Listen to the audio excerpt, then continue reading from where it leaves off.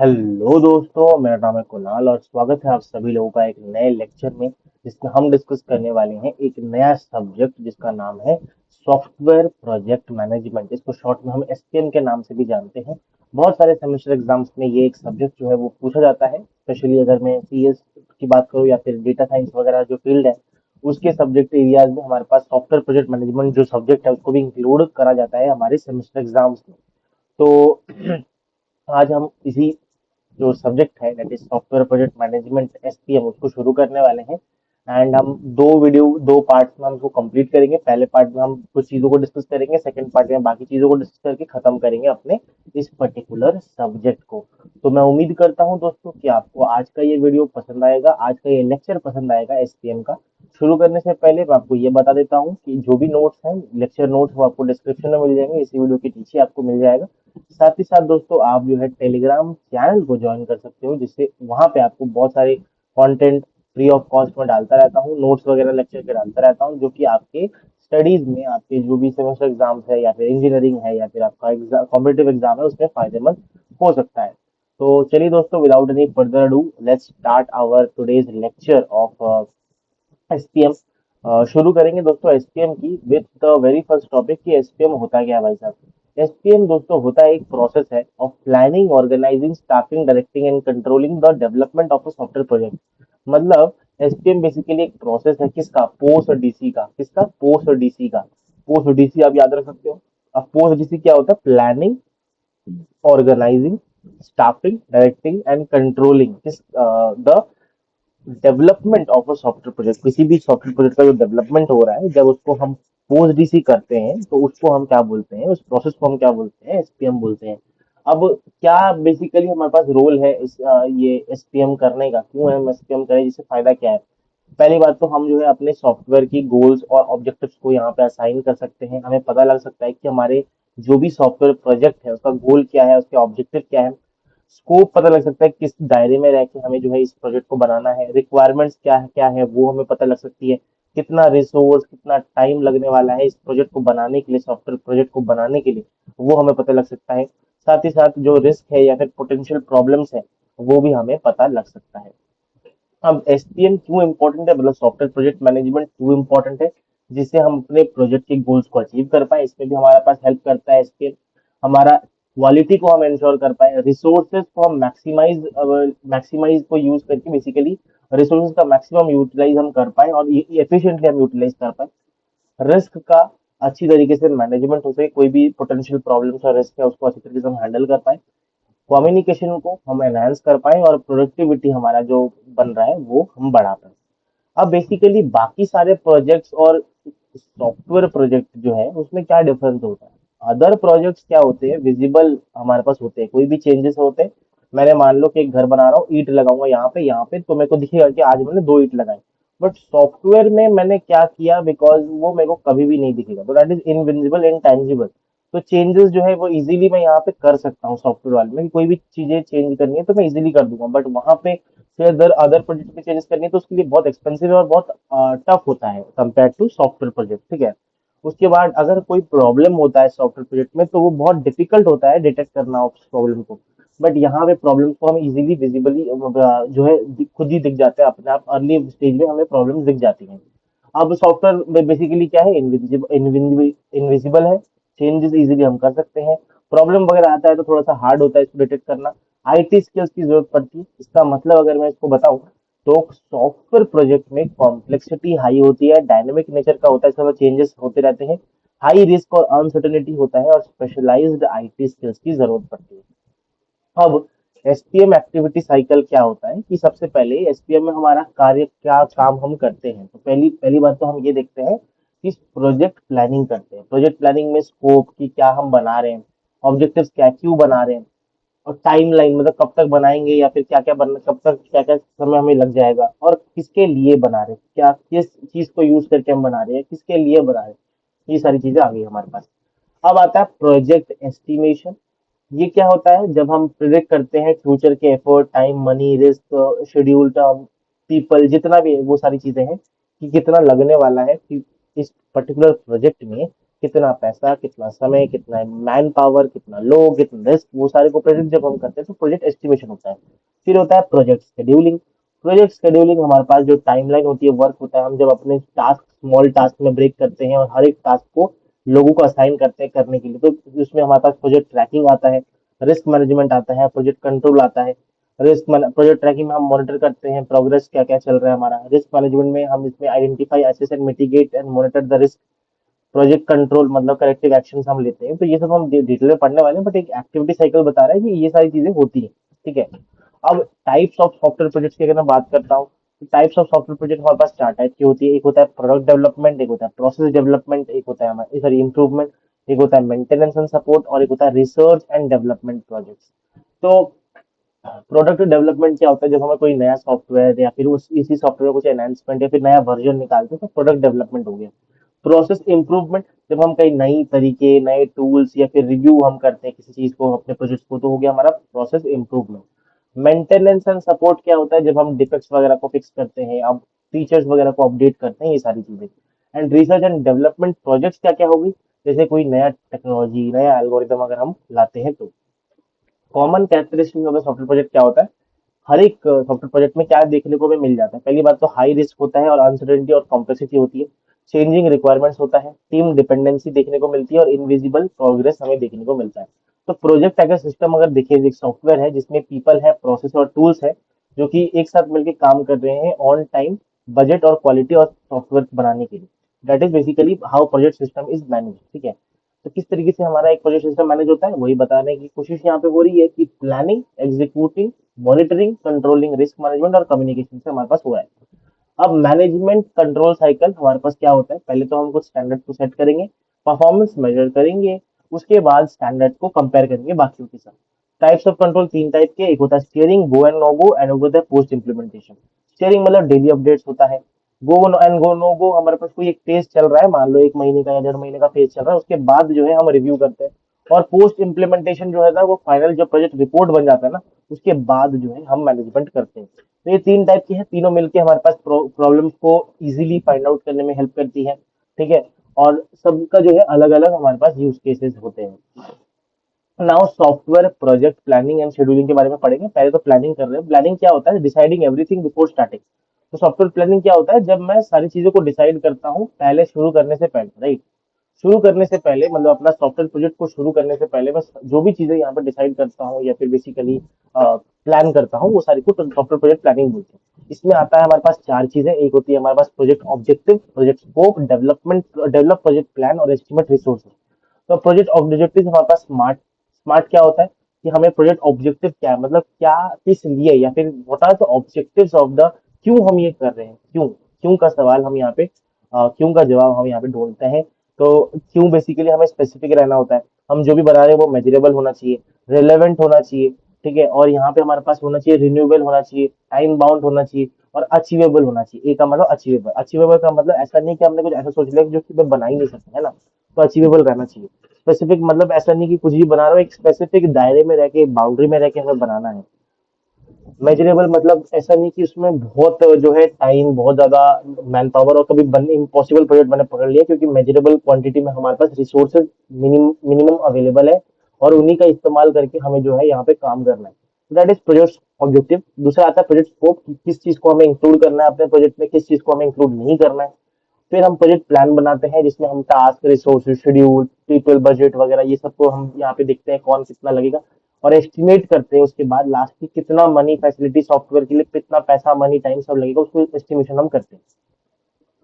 Project scheduling में हम क्या करते हैं, बेसिकली शेड्यूल करते हैं कोई भी प्रोजेक्ट को, या फिर किस तरीके से हमारे पास टाइमलाइन के बेसिस पे हम यहाँ पे करते हैं, हम देखेंगे उसको। एक होता है हमारा प्रोजेक्ट एक्टिविटीज और एक होता है हमारा सीक्वेंसिंग एक्टिविटीज। प्रोजेक्ट एक्टिविटीज क्या होता है, इंडिविजुअल पीस ऑफ वर्क को हम क्या बोलते हैं, प्रोजेक्ट एक्टिविटी बोलते हैं। ये वेल डिफाइंड होता है, मेजरेबल होता है, असाइनेबल होता है। जैसे मान लो कि जो डेटाबेस है, आपने पढ़ा होगा, डेटाबेस आपने डीबीएमएस में पढ़ा होगा। तो डीबीएमएस में हमारे पास जब हम डेटाबेस बनाते हैं तो डेटाबेस का स्कीमा डिफाइन करते हैं। तो एक बंदा रहेगा जो क्या करेगा, डिजाइन करेगा डेटाबेस का स्कीमा। एक जो है वो फ्रंट एंड बनाएगा लॉगिन स्क्रीन का। इस और कुछ कुछ जो है टेस्ट केसेस हमारे पास पास करेगा। तो इस तरीके से हमारे पास हर एक एक्टिविटी बाई एक्टिविटी लोग काम करेंगे, वेल डिफाइंड एक्टिविटीज होंगी, मेजरेबल एक्टिविटीज होंगी और असाइनेबल एक्टिविटीज होंगी जो लोग करेंगे। तो ये हो गया हमारा प्रोजेक्ट एक्टिविटी। दूसरा आता है हमारे पास सीक्वेंसिंग एक्टिविटी। ये क्या होता है? एक्टिविटीज जब हमारे पास एक दूसरे पर डिपेंड करती हो, जब एक्टिविटीज हमारे पास एक दूसरे पर डिपेंड करते हो, तो उस केस में सीक्वेंसिंग एक्टिविटी आता है। तो एग्जाम्पल जैसे मान लो कि हम कोई भी कोड है हमारा, उसको मैं टेस्ट नहीं कर सकता जब तक कोड लिखा नहीं जाओ, है ना। कोड लिखा जाएगा उसके बाद ही तो मैं टेस्ट कर पाऊंगा। तो टेस्टिंग एक एक्टिविटी है, कोडिंग एक एक्टिविटी है। तो code testing is dependent on coding वाला एक्टिविटी। तो उस केस में हमारा सीक्वेंसिंग एक्टिविटी आता है। मान लो हमारे पास दो एक्टिविटी है, ए और बी। तो चार टाइप के हमारे पास सीक्वेंस होती है। एक होता है finish start, finish finish, start start, start finish. Finish start में क्या होता है कि हम सबसे पहले ए को फिनिश करेंगे तभी जाके मैं बी को स्टार्ट कर सकता हूँ। फिनिश फिनिश में क्या होता है कि मैं ए को खत्म ही नहीं कर सकता, सॉरी बी को खत्म ही नहीं कर सकता, बी को खत्म ही नहीं कर सकता जब तक ए को खत्म ना करूं। ऐसे मतलब स्टार्ट स्टार्ट, इसका मतलब मैं बी को स्टार्ट ही नहीं कर सकता जब तक मैं ए को स्टार्ट ना करूं। और इसके बाद ऐसे दैट इज स्टार्ट फर्स्ट, इसका मतलब मैं सबसे पहले ए को स्टार्ट, मेरे को कम मिनिमम मेरे को ए को स्टार्ट करना ही पड़ेगा तभी जाके मैं बी को फिनिश कर सकता हूँ। मैं ए को स्टार्ट करूंगा तभी जाके बी फिनिश होगा, सीधी सी बात, ये भी आप सोच सकते हो। थोड़ा कंफ्यूजिंग स्टेटमेंट है, बट ये चार टाइप के हमारे पास यहाँ पे सीक्वेंसिंग एक्टिविटीज होती है। नाउ वी लर्न अबाउट, दोस्तों हमारे पास यहाँ पे जस्ट अ सेकेंड गाइस, या मैं उम्मीद करता हूँ आपको दिख रहा होगा। जस्ट अ सेकेंड, यस, या दैट्स इट। ओके, सो अब हम देखेंगे कि टास्क सेट और टास्क नेटवर्क क्या होता है। टास्क सेट बेसिकली दोस्तों simply collection of related task का एक कलेक्शन होता है। बहुत सारे टास्क जो है एक सिंपली कलेक्शन उसको बोल लो, जो कि हमें जरूरत है कोई भी स्पेसिफिक गोल को अचीव करने के लिए। अब टास्क सेट में क्या क्या चीजें होती है? एक होता है रिक्वायरमेंट टास्क सेट, जिसमें रिक्वायरमेंट जैसे इंटरव्यू का डॉक्यूमेंट एनालिसिस, प्रोटोटाइपिंग, ये सारी चीजें होती है जिसमें रिक्वायरमेंट लिखा होता है, या फिर रिक्वायरमेंट्स में टास्क होती है। फिर डिजाइन टास्क सेट होता है जिसमें डेटाबेस का design, UI design, architecture design, ये सब डिजाइन डिजाइन का काम होता है। डेवलपमेंट सिमिलर, मतलब सिमिलर टास्क को बेसिकली एक गुच्छे में रख देना, सिमिलर बात है। और रिलेटेड टास्क को एक सिंपली कलेक्ट कर लेना। जैसे डेवलपमेंट है, डेवलपमेंट के रिलेटेड जितना भी हमारे पास टास्क है, coding, each feature, unit testing, ये सारी चीजें। फिर टेस्टिंग टास्क है, इसमें टेस्टिंग के integration testing, system testing, user acceptance testing, वो सारी चीजें आ जाएगी। टास्क नेटवर्क क्या होता है? टास्क नेटवर्क बेसिकली जिसे हम प्रोजेक्ट नेटवर्क ही बोलते हैं। जब एक जो है टास्क है, अलग अलग टास्क एक दूसरे से कनेक्टेड हो या एक दूसरे पर डिपेंड करते हो, तो हमारा टास्क नेटवर्क बन जाता है। तो आप देखोगे सीओ से स्टार्ट करते हैं, टास्क ए है, बी है, सी है, डी है, ई है। तो सी जो है वो ए पे डिपेंड कर रहा है, बी जो है वो ए पे डिपेंड कर रहा है, डी जो है वो बी पे भी डिपेंड कर रहा है, ई जो है वो क्या कर रहा है हमारे पास बी पे और सी पे डिपेंड कर रहा है, एफ जो है वो डी और ई पे डिपेंड कर रहा है। तो इस तरीके से हमारी डिपेंडेंसी रहती है।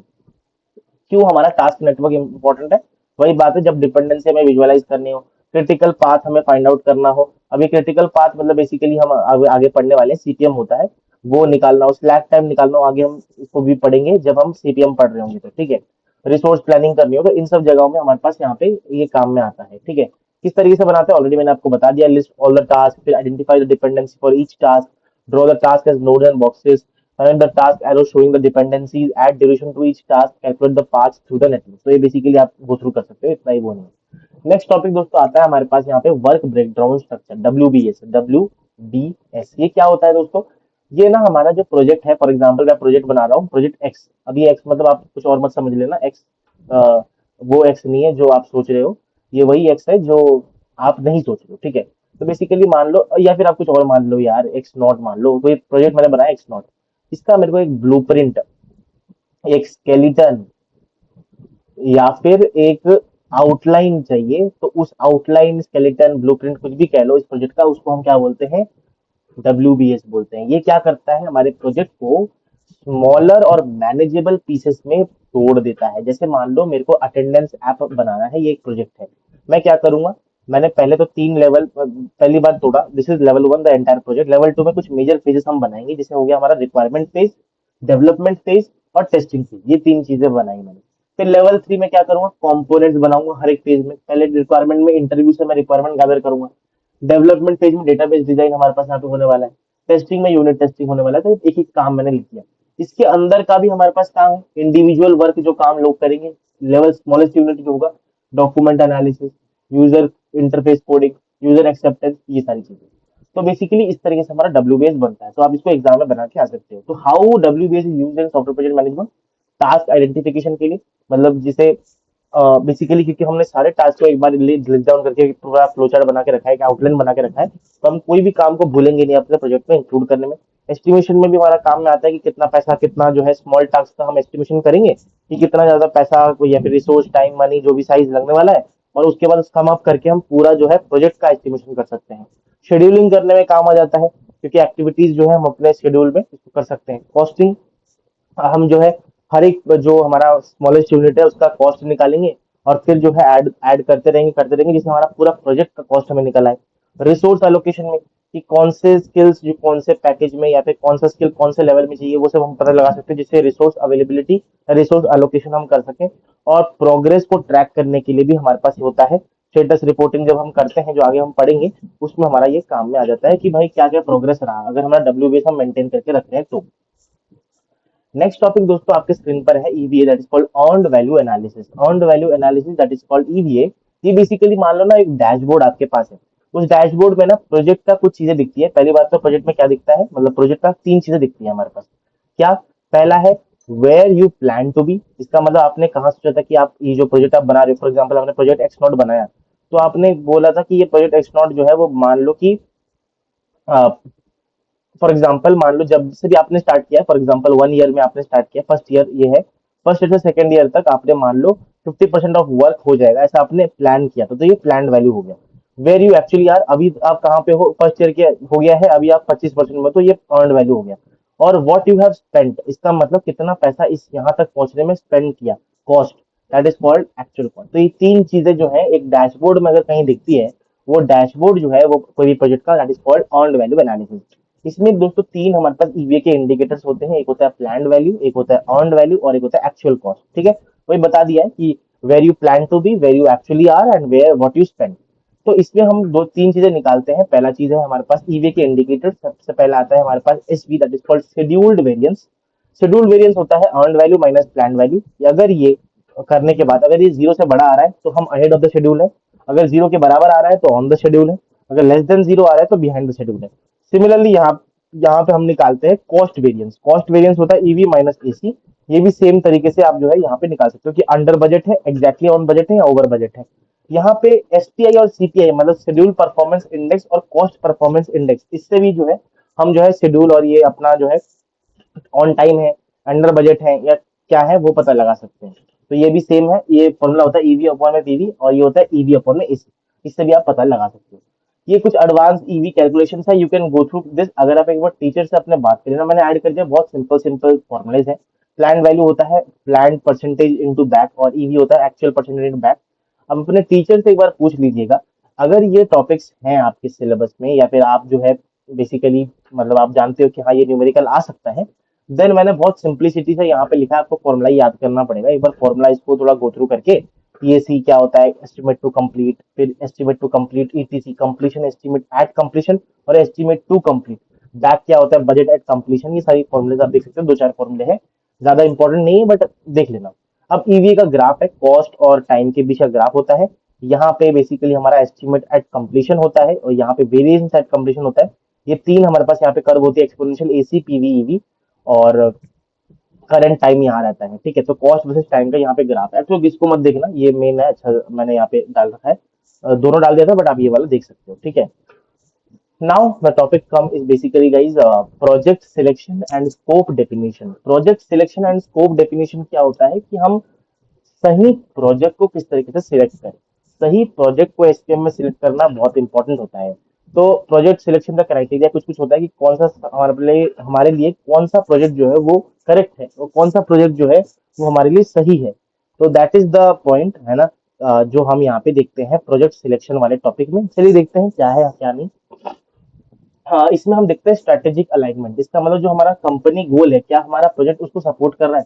दूसरी चीज फाइनेंशियल बेनिफिट, क्या ये जो प्रोजेक्ट हम बना रहे हैं इसमें हम पैसा बनाएंगे या फिर पैसा सेव करेंगे।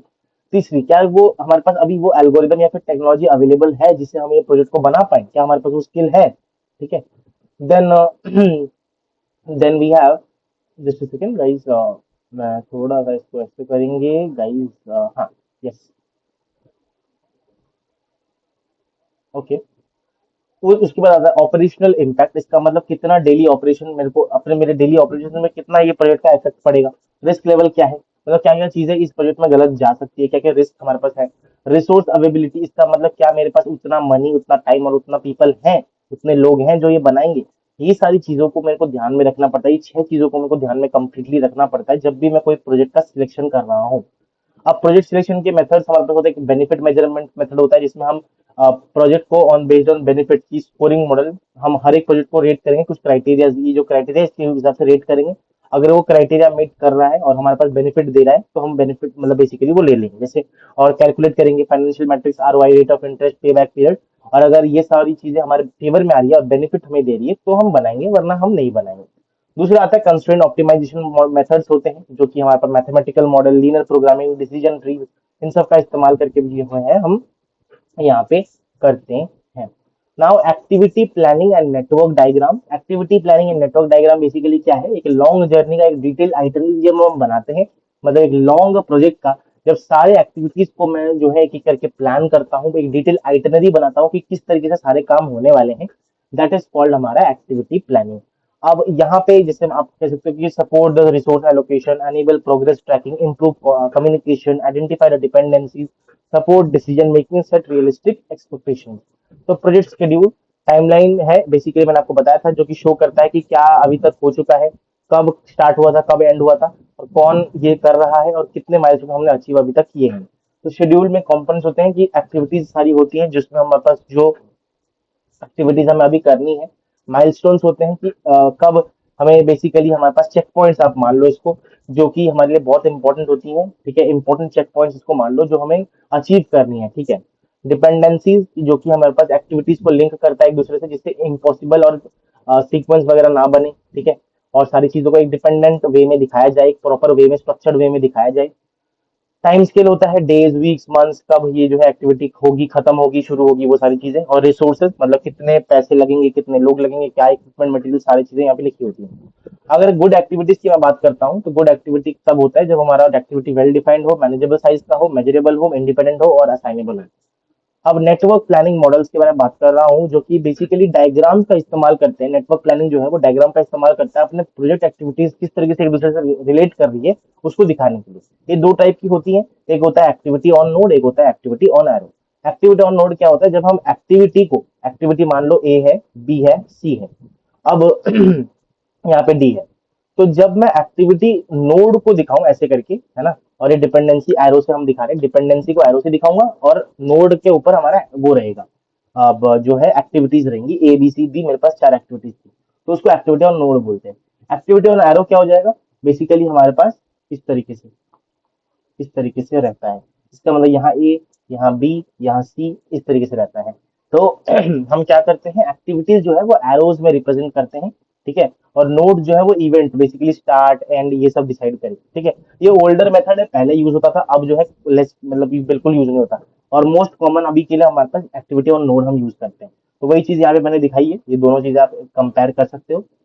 नेक्स्ट आता है दोस्तों हमारे पास critical path method, that is called CPM. ये बेसिकली एक तरीका है, टेक्निक है, जिसमें हम क्या कर सकते हैं, लॉन्गेस्ट पाथ जो है हमारे प्रोजेक्ट का वो निकाल सकते हैं। मतलब हमारा प्रोजेक्ट जो हमने नेटवर्क डायग्राम, हमारे पास टास्क नेटवर्क हम बनाते हैं ना, उस टास्क नेटवर्क में लॉन्गेस्ट पाथ निकालने के लिए हमारे पास यहाँ पे काम में आता है। और जो लॉन्गेस्ट पाथ होता है ना, वो क्या करता है, मिनिमम टाइम देता है, मिनिमम टाइम बताता है कि कोई भी प्रोजेक्ट जो है वो कितना मिनिमम टाइम लेगी कंप्लीट होने के लिए, ठीक है। ये किस तरीके से होता है, बैकवर्ड पास, फॉरवर्ड पास क्या होता है, स्लैक वेरिएबल कैसे निकालते हैं, क्रिटिकल पाथ क्या होता है, मैंने आपको बता दिया बेसिकली, तो वो मैं बता दूंगा आपको। हम थोड़ी देर बाद इसको पढ़ेंगे विद द न्यूमेरिकल, क्योंकि ये न्यूमेरिकल में जब समझाऊंगा तभी जाके आपको सीपीएम समझ आएगा। तो सीपीएम समझाने के लिए वी विल टेक लास्ट में इसको, और पूरा अच्छी तरीके से सीपीएम को समझेंगे, ठीक है। देन दोस्तों आता है bar and Gantt chart. Bar chart basically Gantt chart को ही हम बार चार्ट बोलते हैं। Basically this is the most common way to visualise the project schedule. हमारे प्रोजेक्ट शेड्यूल को विजुअलाइज करने का सबसे अच्छा तरीका, मोस्ट कॉमन वे जो है वो गैन चार्ट होता है। गैन चार्ट में हमारे पास कुछ कंपोनेंट्स होती हैं, इस तरीके से हमारे पास एक गैन चार्ट दिखता है, जिसमें हमारे पास लेफ्ट साइड में एक्टिविटीज सारी लिखी होती हैं, और ऊपर जो है हमारे पास यहाँ पे बार्स में जो है ड्यूरेशन ऑफ ईच एक्टिविटी लिखाया जाता है। एक्टिविटीज जो है वो लिस्ट डाउन होती है लेफ्ट साइड में, टाइम स्केल होता है, जैसे डे में, वीक में या फिर मंथ्स में, आप जो भी कर रहे हो उस हिसाब से होता है। डिपेंडेंसी हम शो करते हैं कभी कभी एरो वगैरह को दिखा के, अभी इसमें डिपेंडेंसी नहीं है तो एरो नहीं दिखा रहे। माइलस्टोन को हम क्या करते हैं, इस तरीके से हम माइलस्टोन यहाँ पे डायमंड सिंबल से जो है इंपॉर्टेंट इवेंट या माइलस्टोन को दिखाया जाता है। प्रोग्रेस को हम दिखाते हैं, प्रोग्रेस जो है हम शेड करते हैं उसको, कितना प्रोग्रेस हुआ, इतना मान लो हो गया तो इतना शेड कर देंगे। ठीक है। एडवांटेजेस क्या है गैन चार्ट का, कुछ इस तरीके से जो दिखता है, easy to understand, progress visual, communicating with stakeholder easy हो जाता है। बट लिमिटेशंस भी है क्या, कॉम्प्लेक्स डिपेंडेंसी शो नहीं कर सकते, डिफिकल्ट होता है, hard to update it manually, critical path को यहाँ पे शो नहीं कर सकते, और कभी कभी अगर बहुत कॉम्प्लेक्स प्रोजेक्ट है जिसमें सारे बहुत सारे एक्टिविटीज है तो बहुत क्लटर्ड हो जाता है, मतलब बहुत ज्यादा वो लगता है कि सारी चीजें यहीं पे आ गई। Now guys we have the next topic that is called हमारा पर्ट। पर्ट क्या होता है, program evaluation and review technique. PERT that is called program evaluation and review technique. ये बेसिकली हमारा सीपीएम की तरह ही है, बट इसमें एक छोटा सा डिफरेंस है, क्या है कि जो सीपीएम है ना, वो हमारा एक्टिविटी ड्यूरेशन में जो अनसर्टेनिटी होता था वो हैंडल नहीं कर सकता। सीपीएम हम देखेंगे, मैंने आपको बताया कि लॉन्गेस्ट पाथ फाइंड आउट करता है, जो कि मिनिमम टाइम बताता है कोई भी सॉफ्टवेयर प्रोजेक्ट को कंप्लीट होने के लिए। वही बात है, बट वहाँ पे ये भी वही बताता है, बट बेसिकली यहाँ पे एक्टिविटी ड्यूरेशन में जो अनसर्टेनिटी है वो इसको हैंडल करता है। हम देखेंगे किस तरीके से करता है। यहाँ पे दोस्तों तीन एक्टिविटीज होती हैं जो कि पर्ट एस्टिमेट करता है। पहला आता है ओ, फिर आता है एम, फिर आता है पी। ओ क्या होता है, ऑप्टिमिस्टिक टाइम, फिर आता है मोस्ट लाइकली टाइम, और एक आता है पेसिमिस्टिक टाइम। ऑप्टिमिस्टिक टाइम हमारा जो है बेस्ट केस सिनेरियो होता है, जिसमें सारी चीजें सही जा रही है और शॉर्टेस्ट पॉसिबल टाइम हमारे पास चल रहे हैं, हम बिल्कुल अच्छे से काम कर रहे हैं, जो कि आइडियल होता है। जैसे मोस्ट लाइकली टाइम जो कि हमारा नॉर्मल सिनेरियो है, आइडियल नहीं है, टिपिकल डिले थोड़े बहुत होते हैं, प्रॉब्लम थोड़ा बहुत आ रहा है, रियलिस्टिक एस्टिमेशन हम यहाँ पे कर रहे हैं। और पी क्या होता है, इसको पेसिमिस्टिक टाइम, जो कि वर्स्ट केस सिनेरियो है, मतलब सब कुछ ही बेकार जा रहा है हमारे, जैसे जैसे सब कुछ ही बेकार जा रहा है, कुछ एक काम देता हूँ, दूसरा काम आप कर रहे हो, मतलब सब कुछ उल्टा कर रहे हो। तो ये चीज है हमारे पास, नॉर्मल बेकार जा रहा है सब कुछ। तो इस तरीके से एक पर्ट का डिस्ट्रीब्यूशन का ग्राफ बनता है, प्रोबेबिलिटी और टाइम के बीच का, ओ एम पी और ट्राइंगल आप बना देना। तो ये पर्ट का हमारा ग्राफ होता है। अब पर्ट का formula that is expert time अगर निकालने के लिए हमारे पास जो फॉर्मूला है that is called O plus 4m plus P upon में 6। ये हमारा एस्टिमेशन करता है कितना टाइम लगने वाला है। तो ये न्यूमेरिकल है, सिंपल, आप इसमें सम करोगे निकालोगे तो हो जाएगा। ये बहुत सिंपल न्यूमेरिकल है, मैंने डाल रखा है जिस आपके लिए, जिससे आप यहाँ पे इजीली गो थ्रू कर सको। अब मैंने आपको क्या बताया कि जो हमारा एक्टिविटी ड्यूरेशन में जो अनसर्टेनिटी है वो पर्ट हैंडल कर लेता है, किस तरीके से, स्टैंडर्ड डेविएशन का इस्तेमाल करके। स्टैंडर्ड डेविएशन क्या होता है हमारे पास, पी माइनस ओ अपॉन में 6। इसको आपने मैथ्स में कुछ और तरीके पढ़ा हुआ, बट यहाँ पे हमारा जो स्टैंडर्ड डिवीजन होता है वो पी माइनस ओ अपॉन में 6 के बराबर होता है। इसी वजह से वो जो है, जो एक्टिविटी ड्यूरेशन में जो अनसर्टेनिटी है उसको हैंडल वो कर देता है हमारा पर्ट। कब हमें पर्ट यूज करना चाहिए, जब एक्टिविटी टाइम जो है उसमें अनसर्टेनिटी हो, प्रोजेक्ट जो है वो कॉम्प्लेक्स हो और ज्यादा कुछ पता ना हो, और हमें जो है रिस्क को समझना है और प्रोबेबिलिटी एस्टिमेट करना है कंप्लीशन डेट का, उस केस में हम पर्ट का इस्तेमाल कर सकते हैं। Now come precedence network. Precedence network क्या होता है, एक्टिविटी और नोड डायग्राम होता है, shows all the 4 types of, basically not just finish to start, है ना। एक्टिव प्रेसिडेंस नेटवर्क क्या होता है, एओएन हमने पढ़ा था ना, वही होता है जिसमें हमारे पास क्या दिखाए, हम सीक्वेंशियल एक्टिविटी को हम दिखाएं, सीक्वेंशियल एक्टिविटी को हम दिखाएं। मैंने आपको बताया था ना, F S S S F ये वाले, वही सारे जो है हमारे पास यहाँ पे दिखाए। तो आपको क्या करना है, अगर प्रेसिडेंस ग्राफ आता है, प्रेसिडेंस नेटवर्क आता है, तो आप बोलना कि एक्टिविटी और नोड डायग्राम होता है जो कि चारों टाइप की डिपेंडेंसी दिखाता है, और फिर आपको सीक्वेंशियल एक्टिविटी और उसके टाइप्स को एक्सप्लेन करना है, सीधी सी बात, मैंने इसलिए डाल दिया था यहाँ पे। फिर आता है लैग एंड लीड्स। लैग क्या होता है, बेसिकली एक रिक्वायर्ड डिले होता है। जैसे मान लो कि मैं पेंटिंग के बाद 2 दिन जो है पेंटर रुकता है क्योंकि ड्राई होगा, उसके बाद ही मैं नेक्स्ट कोट लगाऊंगा, तो वो रिक्वायर्ड डिले होता है, that is called lag. But lead क्या होता है, दैट इज कॉल्ड हमारा ओवरलैप अलाउड। इसका मतलब मैं अगर टेस्टिंग जो है सॉफ्टवेयर का वो एक दिन पहले स्टार्ट कर देता हूँ, कोडिंग खत्म होने से एक दिन पहले, तो मैं एक दिन का लीड में रहूंगा, that is called lead, overlap lead. Okay. Now guys हमारे पास आता है topic risk analysis and management. Very important topic, risk analysis and management. Risk होता क्या है, risk is any uncertain event that if it occurs could affect your project positively और negatively. Basically ये एक ऐसा इवेंट है, एक ऐसा अनसर्टेन इवेंट है, अगर वो इवेंट हमारा होता है तो हमारा ये जो सॉफ्टवेयर प्रोजेक्ट है उसको ये पॉजिटिवली या फिर नेगेटिवली अफेक्ट कर सकता है। अब जो है रिस्क के कुछ कैरेक्टरिस्टिक्स होते हैं। पहला चीज है अनसर्टेनिटी। इसका मतलब हो भी सकता है, नहीं भी हो सकता, इवेंट हो भी सकता है, नहीं भी हो सकता, जो भी रिस्क वाला इवेंट है। इम्पैक्ट, अगर वो हुआ, वो मेरे प्रोजेक्ट को कितना इम्पैक्ट डालेगा, पॉजिटिव इम्पैक्ट डालेगा, नेगेटिव इम्पैक्ट डालेगा, वो सारी चीजें। टाइमिंग, रिस्क कभी भी कहीं भी हो सकता है। अब टाइप ऑफ रिस्क इम्पैक्ट क्या होता है, शेड्यूल, मतलब वो बेसिकली रिस्क अगर आता है तो मेरे प्रोजेक्ट को डिले कर सकता है, शेड्यूल डिले कर सकता है। कॉस्ट, क्या मेरे मतलब बेसिकली अगर रिस्क नेगेटिव होता है तो मेरा एक्सपेंस को इंक्रीज कर सकता है, क्वालिटी में प्रोडक्ट की क्वालिटी को रिड्यूस कर सकता है, स्कोप हो सकता है कि मैं जो चाहता था, मान लो कि कंपनी ने बोला था हम एक्स डिलीवर करेंगे, बट रिस्क की वजह से हम वाई डिलीवर कर पा रहे हैं, तो that is called scope. Reputation, शायद हमारे कंपनी और टीम का रेपुटेशन डैमेज हो सके। तो रिस्क के बहुत सारे यहाँ पे गंदी चीजें, मतलब कुछ गलत, या फिर आप कह सकते हो कि गलत प्रभाव जो है वो यहाँ पे बताया गया है। अब रिस्क दो टाइप की होती है, एक होता है नेगेटिव रिस्क जो हम थ्रेट बोलते हैं, और पॉजिटिव रिस्क जो हम अपॉर्चुनिटी बोलते हैं। नेगेटिव रिस्क क्या होता है, जब कोई की पर्सन हमारे टीम का वो छोड़ के चले जाता है, तो टेक्नोलॉजी जो है वो सही से काम नहीं करती है, तो bad things might happen. Positive risk क्या होता है, जब हमारे पास टीम जो है वो नया स्किल एक लर्न कर लेती है अचानक से, जिससे हमारा जो वर्क है वो काम करने की शक्ति बढ़ जाती है, स्पीड बढ़ जाता है, नया टूल अवेलेबल हो जाता है, तो क्वालिटी इंप्रूव होती है, ये सारी चीजें। अब रिस्क के हमारे पास टाइप्स होते हैं, जब हम रिस्क के अलग अलग टाइप्स को ब्रेक डाउन करके डिवाइड करके हम जो है एनालाइज करते हैं, तो उसको हम बोलते हैं रिस्क ब्रेकडाउन स्ट्रक्चर। तो हमारे पास चार टाइप के रिस्क होते हैं, एक होता है टेक्निकल रिस्क, एक होता है प्रोजेक्ट रिस्क, एक होता है ऑर्गेनाइजेशनल रिस्क, एक होता है एक्सटर्नल रिस्क। टेक्निकल रिस्क में रिक्वायरमेंट, टेक्नोलॉजी, परफॉर्मेंस, क्वालिटी, इन सब के बारे में हमारे पास बातें होती है, इन सब पे हमारे पास प्रभाव पड़ सकता है। प्रोजेक्ट रिस्क हमारा schedule, budget, resources, stakeholders, ये सारी चीजें होती हैं। ऑर्गेनाइजेशन रिस्क में हमारे पास team skill, management, communication, culture, ये सब होता है। एक्सटर्नल रिस्क मतलब मार्केट का कुछ रिस्क है, मार्केट में जीडीपी घट गई, या फिर मान लो स्टॉक मार्केट का प्राइस जो है बढ़ गया, फॉर एग्जाम्पल ऐसे करके, कॉम्पिटिशन एनवायरमेंट, ये सारी चीजें एक्सटर्नल रिस्क है। वही बात है कि रिस्क मैनेजमेंट हमें किस तरीके से रिस्क को मैनेज करना चाहिए वो बताया गया है यहाँ पे। रिस्क को मैनेज कैसे करें, सबसे पहले आप आइडेंटिफाई करो कि रिस्क क्या क्या है, एक दो तीन, एनालाइज किया, फिर उसको एनालाइज करने के बाद प्रायोरिटाइज किया कि भाई तीन सबसे मेन है, फिर टू है, फिर वन है, मान लो। फिर आप क्या करोगे, प्लान करोगे, उसके लिए रेस्पॉन्स मॉनिटर करोगे, मिटिगेट करोगे और रेस्पॉन्ड करोगे रिस्क के साथ में। तो मिटिगेट करना, मतलब यहाँ पे देखो, identify the risk, analyse the risk, prioritise the risk और प्लान द रिस्क, रेस्पॉन्स कि किस तरीके से आप रेस्पॉन्ड करोगे, अवॉइड करोगे रिस्क को, ट्रांसफर करोगे रिस्क को, मिटिगेट करोगे मतलब उसका जो प्रभाव है, इम्पैक्ट है। मिटिगेट का मतलब जो रिस्क है उसका इम्पैक्ट को आप कम करोगे, ठीक है, सीधी सी बात है। फिर आप क्या करोगे कि रिस्क को मॉनिटर करोगे और रेस्पॉन्ड करोगे रिस्क को। अब रिस्क प्रोबेबिलिटी इम्पैक्ट मैट्रिक्स क्या होता है, बेसिकली प्रोबेबिलिटी और इम्पैक्ट का हमारे पास यहाँ पे मैट्रिक्स है। यहाँ पे हम क्या करते हैं, कोई भी रिस्क है उसके बीच में हमारे पास क्या बनाते हैं, प्रोबेबिलिटी इम्पैक्ट मैट्रिक्स की क्या प्रोबेबिलिटी है और ये रिस्क कितना है उसका, ठीक है, इम्पैक्ट कितना है। तो मान लो कि प्रोबेबिलिटी लो है और इम्पैक्ट भी वेरी लो है। अगर मैं बात करता हूँ यहाँ पे मीडियम है, तो हमारा हाई जो है प्रोबेबिलिटी हमारे पास मीडियम है, तो इसका मतलब प्रोबेबिलिटी क्या है कि कोई भी हमारा जो रिस्क है उसका इम्पैक्ट कितना होगा, बेसिकली हाई होगा, मीडियम होगा, क्रिटिकल होगा, जो भी होगा। तो ये जो रिस्क प्रोबेबिलिटी मैट्रिक्स है, मतलब प्रोबेबिलिटी इम्पैक्ट मैट्रिक्स है, वो हेल्प करता है हमारे रिस्क को एनालाइज करने में, मॉनिटर करने में, और किस तरीके से हम मिटिगेशन करेंगे, रिस्क का प्रभाव कम करेंगे, इम्पैक्ट कम करेंगे, वो चीज डिसाइड करने में हमारा रिस्क प्रोबेबिलिटी मैट्रिक्स काम में आता है।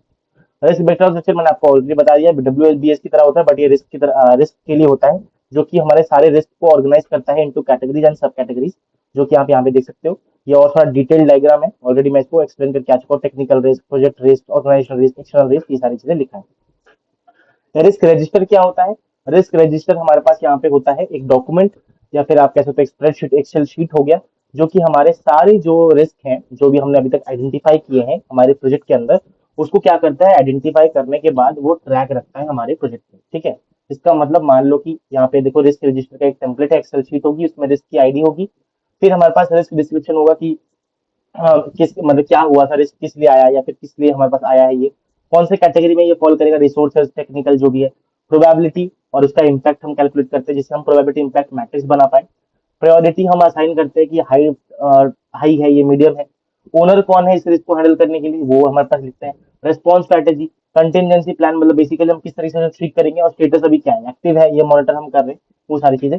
ये बेसिकली सिंपल टेम्पलेट है, रिस्क रजिस्टर इस तरीके से दिखता है।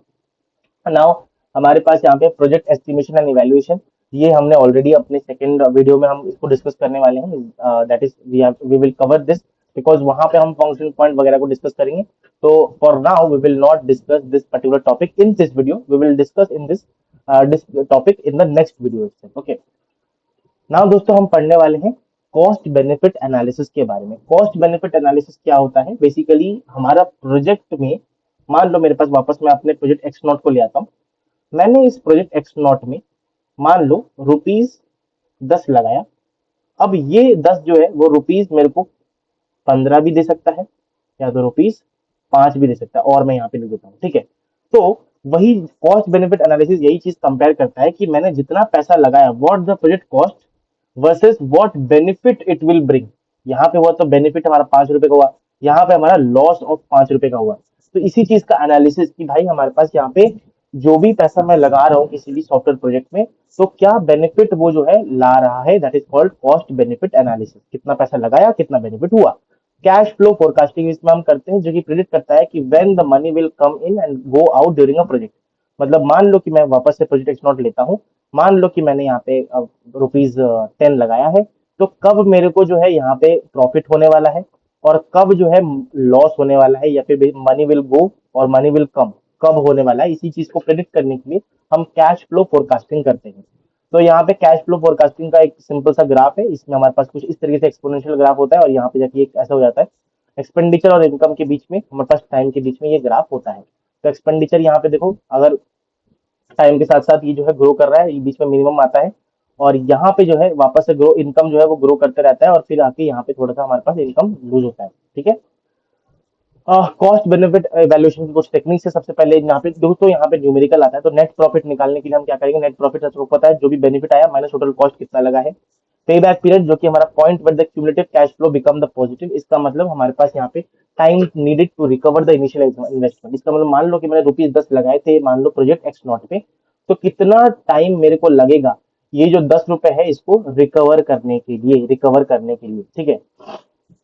और दैट इज कॉल्ड हमारे पास यहाँ पे कैश फ्लो। तो यहाँ पे एक एग्जांपल दिया गया है, एग्जांपल यहाँ पे ईयर 1 में कैश फ्लो इतना है, क्यूमुलेटिव इतना है, तो हमें पे बैक अकर्स ड्यूरिंग ईयर 3, तो $30,000 मेरे को चाहिए स्टार्ट एट ईयर 3, मतलब नीड पता चल गया, और कैश फ्लो पता चल गया इतना है। तो पे बैक निकालने के लिए जो भी यहाँ पे पे बैक पीरियड होगा, अभी के लिए 3 है तो हम 2 लेंगे, अगर 4 होता तो 3 लेते, अभी के लिए 3 ईयर बोला है तो 2 लेंगे हम, प्लस जो भी हमारा नीड है, दैट इज 30,000 नीड है हमारे पास, अपॉन में जो भी हमारा कैश फ्लो है वो, इससे हमारे पास जो भी आएगा वो हम यहाँ पे पे बैक पीरियड होता है। Advantage simple to understand, good for liquidity analysis, और डिसएडवांटेज वो पोस्ट पे बैक प्रॉफिट को इग्नोर करता है, ignore the time value of money. ठीक है। देन आता है हमारा return on investment. Return on investment क्या होता है, profit related to the investment, इसका मतलब कितना मैंने इन्वेस्ट किया और कितना मेरा प्रॉफिट हुआ। तो यहाँ पे हम क्या करते हैं, आरओआई निकालने के लिए एवरेज एनुअल प्रॉफिट, मतलब एक साल में कितना प्रॉफिट हुआ, अपॉन में टोटल इन्वेस्ट मैंने कितना किया था, इनटू 100, सीधी सी बात। तो मान लो टोटल इन्वेस्टमेंट मैंने $100, $100,000 किया था मैंने, टोटल प्रॉफिट 5 साल में इतना है, तो एक साल में कितना हो जाएगा एनुअल प्रॉफिट, देखो $50,000 अपॉन में 5, मतलब 10,000 का एनुअल प्रॉफिट है। आरओआई कितना होगा, 10,000 अपॉन में 100,000, इंटू 100 करेंगे तो 10% का हमारे पास यहाँ पे आरओआई रेट ऑफ इन्वेस्टमेंट आता है। फिर एनपीवी, एनपीवी क्या होता है, sum of all cash flows discounted to present value using interest rate. This is very important दोस्तों। NPV that is net present value, that is, would you rather have $100 today or $100 a year from now? Today's $100 is worth more because you can invest it and earn interest. That is NPV. NPV वही काम को देखता है। यहाँ पे हम discount factor formula होता है, डिस्काउंट फैक्टर निकालने के लिए हमारे पास क्या होता है, 1/1 + r⁻ तो यहाँ पे r जो है वो हमारा डिस्काउंट रेट होता है, t जो है वो हमारे पास number of years in future होता है। अब प्रेजेंट वैल्यू मतलब पीवी निकालने के लिए हमारे पास क्या करना पड़ता है, फ्यूचर कैश फ्लो, ठीक है, इनटू डिस्काउंट फैक्टर जो हमने यहाँ निकाला, इसको मल्टीप्लाई कर देते हैं, सीधी सी बात है। तो यहाँ पे देखो डिस्काउंट फैक्टर दिया हुआ है, सॉरी 10% इंटरेस्ट के लिए हम हर एक ईयर में, हर एक साल में, और टी जो है वो हर एक साल था ना, तो हर एक साल में मैंने क्या किया, यहाँ पे डिस्काउंट फैक्टर को कैलकुलेट किया। फिर हर एक साल में मैंने कैश फ्लो मेरे को ऑलरेडी दिया था, यहाँ पे डिस्काउंट फैक्टर दिया था, मैंने प्रेजेंट वैल्यू निकाल ली, मतलब इसको मल्टीप्लाई किया इसके साथ, इसको मल्टीप्लाई किया इसके साथ, इसको मल्टीप्लाई किया इसके साथ। ठीक है।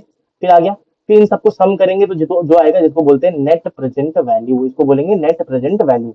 अगर नेट प्रेजेंट वैल्यू दोस्तों ग्रेटर देन 0 आती है तो प्रोजेक्ट जो है वो वैल्यू ऐड कर रही है तो एक्सेप्ट करेंगे, अगर 0 आती है तो प्रोजेक्ट जो है वो ब्रेक इवन में है, मतलब ना प्रॉफिट ले दे रही है ना लॉस कर रही है, तो इनडिफरेंट है। अगर 0 से कम है तो प्रोजेक्ट जो है वो डिस्ट्रॉय, मतलब डिस्ट्रॉय द वैल्यू, मतलब लॉस हो रहा है तो रिजेक्ट करेंगे। और जब हमारा एनपीवी 0 के बराबर होगा ना, यहाँ पे आपने देखा होगा ये ब्रेक्स इवन, तो उसको हम बोलते हैं इंटरनल रेट ऑफ रिटर्न। इसका मतलब डिस्काउंट रेट, बेसिकली इंटरनल जो, सॉरी आप, मैं आपको बताता हूँ, जो डिस्काउंट रेट हमने निकाला था 1/1 + r⁻t, जब ये दोस्तों हमारे पास ये कौन सा वैल्यू हम रखें, ये कौन सी वैल्यू हम रखें, इस पे ये कौन, इसकी कौन सी वैल्यू होनी चाहिए जिससे हमारा एनपीवी 0 हो जाए, उसी वैल्यू को हम क्या बोलते हैं, इंटरनल रेट ऑफ रिटर्न बोलते हैं। अब what is the advantages of हमारे पास NPV, consider time value of money, consider all cash flows, provide absolute value not percentage. Disadvantage require choosing discount rate, harder to explain to non financial people, है ना। तो ये सारी चीजें हमारे पास होती है। देन प्रोजेक्ट रिपोर्ट सिलेक्शन जो कि डॉक्यूमेंट होता है जिसमें हमारे पास प्रोजेक्ट की इंफॉर्मेशन होती है जो कि हम स्टेक होल्डर्स को देते हैं, जिसमें स्टेटस रिपोर्ट होता है, प्रोग्रेस रिपोर्ट होता है, वेरिएंस रिपोर्ट होता है, रिस्क रिपोर्ट होता है, माइलस्टोन रिपोर्ट होता है, फाइनल प्रोजेक्ट रिपोर्ट होता है। ये सारे हम नेक्स्ट वीडियो में कवर करेंगे इसको, है ना। ये ज्यादा इंपॉर्टेंट नहीं है। प्रोसेस मॉडल भी हम जो है नेक्स्ट वीडियो में यहाँ पे करने वाले हैं, राइट। ये सारे जो फॉर्मुलेज हमने पढ़े हैं वो सारे मैंने यहाँ पे लिख के रख दिया है। डोंट वरी गाइस, जो ये वाला जो टॉपिक है प्रोजेक्ट रिपोर्ट सिलेक्शन और जो चॉइस ऑफ प्रोसेस मॉडल है, इसको हमने डिटेल में पार्ट 2 में करने वाले हैं। अभी जो है हम करने वाले हैं हमारा main task, that is called हमारा नेटवर्क डिजाइन, जो हमारा था ना यहाँ पे सीपीएम। एक सेकेंड, सीपीएम, हम यहाँ पे सीपीएम करने वाले हैं। अच्छा, मैंने यहाँ पे लिखा भी हुआ है, वाओ कूल। तो काटना नहीं है भाई। Second, yes. तो हम अभी करने वाले हैं सीपीएम। सीपीएम दोस्तों क्या बोलता था, सीपीएम मैंने आपको बताया था कि यहाँ पे हम क्या करते हैं, हमारा लॉन्गेस्ट पाथ निकालते हैं। कोई भी प्रोजेक्ट लॉन्गेस्ट पाथ, कोई भी प्रोजेक्ट को कंप्लीट करने में क्या है, और ये लॉन्गेस्ट पाथ हमें मिनिमम टाइम देता है, हमें पता है, ठीक है ना। तो मान लो मेरे पास एक नेटवर्क डायग्राम दिया हुआ है, ए है, और ये एक्टिविटी ऑन नोड डायग्राम दिया हुआ है, यहाँ पे देख सकते हो, बी है, ए जो है, अब यहाँ पे देखो ध्यान से, एक्टिविटी दी रही है A B C D E F, पांच चार पांच छह, छह मेरे पास एक्टिविटीज है, और इसका प्रीडिसेसर है, मतलब जो एक्टिविटी है वो किस पे डिपेंड करती है वो दिया हुआ है। ए जो है वो किसी पे डिपेंड नहीं करती, बी जो है वो ए पे डिपेंड करती है, सी जो है वो ए पे डिपेंड करती है, डी जो है बी पे डिपेंड करती है, ई जो है सी पे डिपेंड करती है, एफ जो है वो डी और ई पे डिपेंड करती है। ड्यूरेशन इन सबका दिया हुआ है, एक्टिविटी ए का ड्यूरेशन 5 है, बी का ड्यूरेशन 4 है, सी का ड्यूरेशन 5 है, डी का ड्यूरेशन 6 है, ई का ड्यूरेशन 3 है, एफ का ड्यूरेशन 4 है, ऐसे दिया हुआ है। हम क्या करेंगे दोस्तों, इसका यूज करके अपना नेटवर्क डायग्राम बनाएंगे। तो सबसे पहले हमने ए बनाया, ए जो है वो बी और सी दोनों जो है ए पे डिपेंडेंट है। हम स्टार्ट कहाँ से करेंगे, जिसका कोई भी डिपेंडेंसी नहीं है, तो ए जो है वो हमारा स्टार्ट पॉइंट हो गया। स्टार्ट हमने किया, कोई ए, मतलब ए किसी पे डिपेंड नहीं कर रहा, इसलिए हमने ए से स्टार्ट किया। फिर बी और सी थे, बी और सी दोनों जो है ए पे डिपेंड कर रहे हैं। डी जो है वो हमारा बी पे डिपेंड कर रहा है, ई जो है वो हमारा सी पे डिपेंड कर रहा है, और फिर आगे चलकर हमारा एफ पे डिपेंड कर रहे हैं, एफ जो है वो डी और ई दोनों पे डिपेंड कर रहे हैं। अब क्या करते हैं दोस्तों, हमें ना ये वैल्यूज निकालनी होती है हर एक नोड की। कौन सी value, ES that is early start, EF that is early finish, D मतलब ड्यूरेशन ऑफ द एक्टिविटी, यहाँ पे जो भी नोड है उसका नाम हम लिखेंगे। यहाँ पे होता है LS that is latest start, यहाँ पे SL मतलब स्लैक टाइम, और LF मतलब हमारा लेटेस्ट फिनिश। अभी जो SL है मतलब स्लैक टाइम है, वो होता है हमारा LF, मतलब ये वाला वैल्यू, ये वाला वैल्यू, और अब माइनस ये वाला वैल्यू, ठीक है। ठीक है, EF। और जो LS होता है, मतलब ये वाला जो वैल्यू होता है, दैट इज कॉल्ड LF, मतलब हमने इसको थोड़ा सा ये कर दिया, यस। LS जो होता है मतलब लेटेस्ट स्टार्ट की जो वैल्यू होती है, वो होता है LF माइनस जो है ड्यूरेशन, ठीक है, सीधी सी बात, ऐसे। और एक होता है ऐसे, ये ऐसे जाता है और ऐसे जाता है, ये इस तरीके से करेंगे और इस तरीके से करेंगे, तो हमारे पास दो वैल्यूज हमारे पास निकल के आ जाएंगी, स्लैक वाली और ये वाली। समझ आ गया आपको, फुल। अब ये वाले आपको मेमोराइज दोस्तों करना पड़ेगा, ये जो वैल्यूज है कि कौन सा कैसे निकालना है, तभी जाके आप ये जो है कर पाओगे। तो सबसे पहले हम क्या करेंगे, यहाँ पे मैंने ए से स्टार्ट किया, ए से स्टार्ट किया क्योंकि ए से मैं आगे तक जाऊंगा, तो उसको हम बोलेंगे फॉरवर्ड पास। फॉरवर्ड पास क्या है, सबसे पहले in the forward pass we fill the value on the top, okay. तो फॉरवर्ड पास में यहां से लेकर यहां हम जाएंगे लास्ट तक, इसको हम बोलेंगे फॉरवर्ड पास।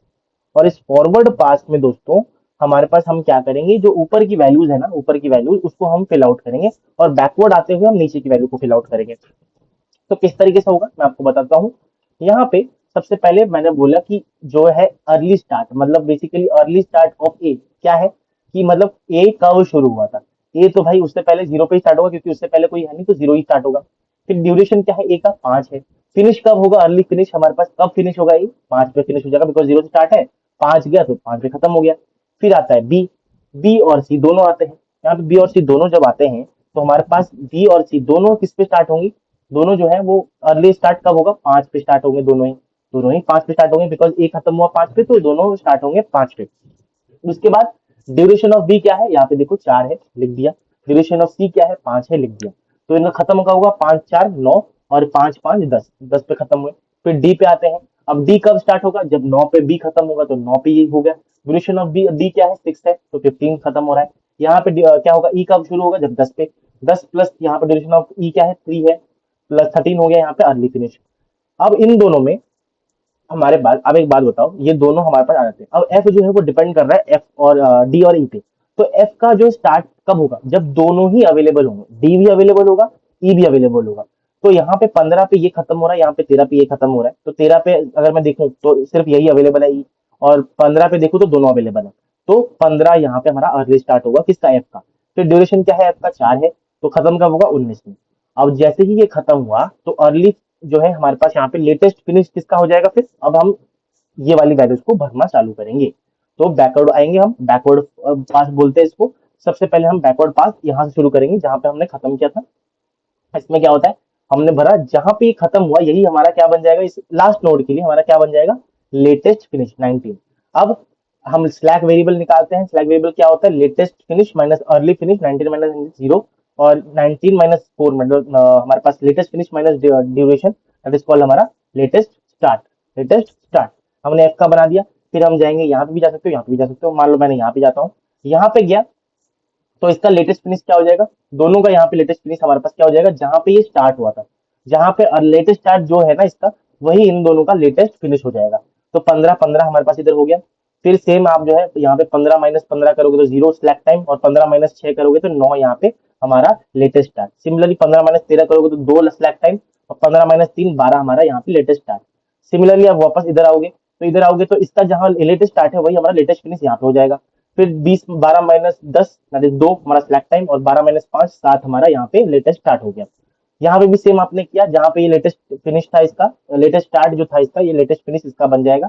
9 पे आ जाते हैं, 9 - 9 0 हमारा स्लैक टाइम है, और 9 - 4 5 हमारा यहाँ पे लेटेस्ट स्टार्ट है। और फिर हम यहाँ पे आएंगे, यहाँ पे आएंगे तो देखो दोनों का हमारा 7 है और 5 है, तो किसका लेंगे, आगे जाते हुए दोस्तों हम मैक्सिमम को चूज करे थे ना।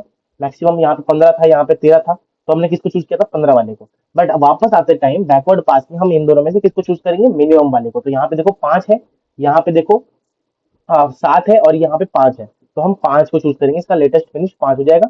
5 - 5 0, 5 - 5 0 हमारा लेटेस्ट स्टार्ट हो जाएगा। अब इसको करने के बाद दोस्तों, जस्ट सेकंड थोड़ा रिलोड करता हूँ जिससे ये सब हट जाए, है ना, ये सब हट जाए बिल्कुल। यस, ये करने के बाद हमारे पास ये डेटा आ जाता है पूरा, आप बना सकते हो। अब जो है ना, जहां पे हमारा जो स्लैक वेरिएबल है, स्लैक वेरिएबल जो है वो 0 होगा ना, जो वो वाला हमारा क्रिटिकल पाथ होगा। तो यहाँ पे देखो स्लैक वेरिएबल हमारा 0 है ना, तो वही हमारा क्रिटिकल पाथ होगा। आप क्लियरली यहाँ पे जा सकते हो। क्रिटिकल पाथ हो गया ABDF, और ये जो है हमारा मिनिमम टाइम हमें देने वाला है, मिनिमम टाइम देने वाला है ABDF, दैट इज बेसिकली हमारे पास 5, डी मतलब 4, डी मतलब 6, एफ मतलब 4।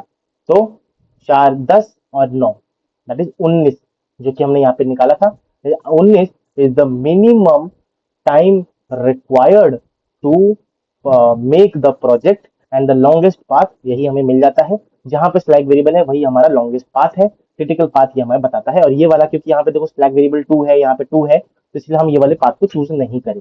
तो this is all about critical path method. AON मैंने आपको ऑलरेडी बता दिया था, एरो ये बता दिया था मैंने ऑलरेडी, ये तो ऑलरेडी हो चुका है। And this is the second part जो कि हम नेक्स्ट में करने वाले हैं, जो हमारा सेकंड वीडियो होने वाला है। बट जो मेन चीज थी वो मैंने आपको बता दी। तो दोस्तों इसी के साथ आज का हमारा ये जो लेक्चर है, आज का हमारा जो ये वीडियो है, वो यहीं पे समाप्त होता है। मैं उम्मीद करता हूँ दोस्तों आपको आज की वीडियो में बहुत कुछ सीखने को मिला होगा, बहुत कुछ नया जानने को मिला होगा। नेक्स्ट पार्ट में हम और भी चीजों को, जो मैंने आपको बताया कि हम ये वाला चीज नहीं करेंगे अभी, तो वो हम नेक्स्ट पार्ट में डिस्कस करने वाले हैं। सारी टॉपिक्स को हम डिस्कस करेंगे, कोई छोड़ना नहीं है, कुछ भी नहीं छोड़ रहा हूँ, सारी चीजों को हम डिस्कस करने वाले हैं। और पूरा जो है आपको अच्छी तरीके से सॉफ्टवेयर प्रोजेक्ट मैनेजमेंट जितना मैं एफर्ट डाल सकता हूँ वो करके मैं आपको समझाने की कोशिश करूंगा, राइट। तो इसी के साथ दोस्तों आज का हमारा ये लेक्चर यहाँ पे समाप्त होता है। मैं उम्मीद करता हूँ आपको आज के लेक्चर में मजा आया होगा। अगर मजा आया है, hit the like button right away, अपने दोस्तों के साथ इस वीडियो को शेयर कीजिए। And yes, thank you so very much. हम मिलेंगे ऐसे ही धमाकेदार लेक्चर में, लेक्चर पार्ट 2 में। तब तक के लिए thank you so much, bye bye. Hello दोस्तों, मेरा नाम है कुणाल, और आज के इस वीडियो के अंदर हम बात करने वाले हैं सॉफ्टवेयर प्रोजेक्ट मैनेजमेंट की। ये हमारा पार्ट 2 होने वाला है वीडियो का, है ना, हमारे इस पर्टिकुलर सब्जेक्ट का। इससे पहले हमने ऑलरेडी बहुत सारे कंसेप्ट्स और टॉपिक्स को डिस्कस किया हुआ था इस सब्जेक्ट के अंदर। तो अगर आपने वो सब कवर नहीं किया है तो मेक श्योर कि आप पहले वो कवर करें, उसके बाद जो है आप सॉफ्टवेयर प्रोजेक्ट मैनेजमेंट का पार्ट 2 वाले लेक्चर को देखें। तो आज की वीडियो में हम software quality, software estimation models क्या क्या होती हैं, जैसे कोकोमो मॉडल हो गया या फिर फंक्शन पॉइंट एनालिसिस हो गया, ये सारी चीजों को देखेंगे। देन प्रोजेक्ट क्लोजर क्या होता है, रिसोर्स एलोकेशन जैसे टॉपिक्स को हम यहाँ पे कवर करने वाले हैं। तो आज का वीडियो बहुत ही इंपॉर्टेंट होने वाला है, क्योंकि हम मेजर पोर्शन जो है हमारे जिस सब्जेक्ट का, इस सॉफ्टवेयर प्रोजेक्ट मैनेजमेंट सब्जेक्ट का, यहाँ पे खत्म करने वाले हैं। दोस्तों मैंने ट्राई किया है कि जो भी सिलेबस है वो मैं सारे यूनिवर्सिटीज का सिलेबस देख के ही मेंटेन करके चलूं और आपको आप तक ये वीडियो पहुंचाऊं। तो अगर आपने दोस्तों अभी तक वीडियो को लाइक नहीं किया है, अपने दोस्तों के साथ शेयर नहीं किया है, तो प्लीज मेक श्योर कि आप इस वीडियो को शेयर करें और please hit the like button, जिससे मैं और ऐसी अच्छा अच्छा जो लेक्चर्स हैं और सब्जेक्ट्स को मैं कवर कर पाऊँ और आप तक पहुंचा पाऊँ।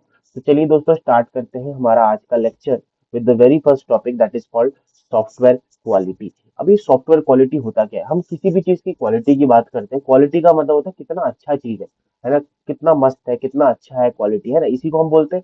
इसका मतलब दोस्तों क्या है? Software quality is the degree to which a software product meets the stated and implied needs of its stakeholders measured through a set of well defined attributes, है ना। तो इसका मतलब कितना अच्छा है कोई सॉफ्टवेयर, उसी को मापने का एक तरीका है हमारा सॉफ्टवेयर क्वालिटी। या फिर सॉफ्टवेयर क्वालिटी क्या होता है? कन्फर्मेंस टू रिक्वायरमेंट, कितना वो बेसिकली हमारे रिक्वायरमेंट्स जो कस्टमर की रिक्वायरमेंट्स है उससे अलाइंड है। फिर दूसरा है फिटनेस ऑफ पर्पस, क्या जिसके लिए वो बनाया गया है ना। जैसे मान लो कि हमारे पास घड़ी है, घड़ी पहनने के लिए बनी हुई है ना, तो वो बेसिकली हम पहनते हैं, तो वो क्या हम पहन पा रहे हैं? ऐसा घड़ी तो कोई नहीं बना दिया कि हम पहन ही नहीं पा रहे, है ना। तो ये हो गया हमारा fitness for purpose. Level of satisfaction, क्या यूजर्स जो है, कस्टमर्स जो है, क्या वो खुश है या फिर वो बेसिकली उनका लाइक बहुत ही इजीनेस हो रहा है कि वो यूज कर पा रहे हैं उस सॉफ्टवेयर को। ये सारी चीजें देखी जाती है दोस्तों हमारे सॉफ्टवेयर क्वालिटी के अंदर। क्या क्या देखी जाती है? Confirmation of requirements, then fitness for purpose and level of satisfaction. तो हाँ, a good software works correctly, solves the problem and users like to using it. Okay, तो ये हो गया हमारा सॉफ्टवेयर क्वालिटी का डेफिनेशन। बाकी आगे बात करते हैं कि हमारे जो मैंने आपको बताया कि set of well defined attributes, है ना, कुछ ऐसे हमारे पास डिग्री होता है जिसको हम सॉफ्टवेयर प्रोडक्ट को देखते हैं जिससे वो वेल डिफाइंड एट्रीब्यूट्स को मीट कर पा रहा है कि नहीं। तो सॉफ्टवेयर क्वालिटी एट्रीब्यूट्स क्या क्या होती है वो हम यहाँ पे देख लेते हैं। तो ये बेसिकली दोस्तों हमारे चार डोमेन में बांटा गया है। एक होता है रिलायबिलिटी, एक होता है यूजेबिलिटी, फिर आता है दोस्तों हमारा मेंटेनेबिलिटी और एक आता है एडेप्टेबिलिटी। ये चार मेजर हमारे डोमेन्स हैं जिसमें हमारा 20 क्वालिटी एट्रीब्यूट्स को डिवाइड करा गया है। एक एक करके हम पढ़ेंगे कि ये क्या क्या डोमेन्स हैं। तो पहला आता है दोस्तों हमारे पास यहाँ पे रिलायबिलिटी। रिलायबिलिटी क्या होता है? वर्क्स विदाउट फेलियर और क्रैश। हमारा जो सॉफ्टवेयर है वो बिना किसी फेलियर या फिर क्रैश होने से, विदाउट एनी फेलियर हमारा वर्क होना चाहिए, काम करना चाहिए। और दूसरा आता है दोस्तों हमारे पास यहाँ पे करेक्टनेस। करेक्टनेस क्या होता है? ऐसा सॉफ्टवेयर जो कि बेसिकली अगर मैं उसको टू एक्स इंटू टू दूं तो वो हमारे पास, और एक्स की वैल्यू में पास करूँ टू, तो आउटपुट हमारा फोर आना चाहिए, फाइव नहीं आना चाहिए। तो ये हो गया correctness, gives correct output also. Software जो है वो करेक्ट स्पेसिफिकेशंस को मीट करना चाहिए। कंसिस्टेंसी एंड प्रेसिजन, अगर मान लो मैं X is equal to two दूंगा तो फोर आ रहा है, और एक्स इक्वल टू थ्री दे रहा हूँ तो भी फोर आ रहा है, तो ये कंसिस्टेंसी नहीं है, मतलब करेक्ट प्रिसीजन नहीं है, आउटपुट सही हर बार नहीं आ रहा। तो same correct result every time we want, consistent and produced with precision. Robustness क्या होता है? अगर कोई एरर आता है, कोई अगर मान लो मिसकंसेप्शन आता है या कुछ भी आता है, तो वो उसको अनएक्सपेक्टेड इनपुट को या फिर एरर को हैंडल कर पाए, हमारा सॉफ्टवेयर टॉलरेट टॉलरेट कर पाए। फिर आता है सिंप्लिसिटी। सिंप्लिसिटी का क्या मतलब होता है? एक हमारा जो सॉफ्टवेयर है वो सिंपल टू यूज होना चाहिए, इजी टू यूज होना चाहिए ऑपरेशन परफॉर्म करने के लिए, जिससे यूजर का जो एक्सपीरियंस है वो हमारा बढ़े। ठीक है। And lastly we have traceability. ये क्या होता है हमारे पास यहाँ पे? Extend to which an error can be traced and order to fix. Error जो है, अगर कोई एरर है भी हमारे सॉफ्टवेयर में, तो हम इजीली उसको ट्रैक कर पाए एंड देन उसको फिक्स कर पाए हम, है ना। तो ये हो गया दोस्तों रिलायबिलिटी के अंदर। रिलायबिलिटी वाला जो डोमेन था उसके अंदर ये पांचों चीजें आती है। देन दोस्तों आता है हमारा यूजेबिलिटी। अब यूजेबिलिटी क्या होता है? Effort required to learn operate understand understand software, है ना। हमारा जो सॉफ्टवेयर होना चाहिए वो easy to learn and easy to use होना चाहिए।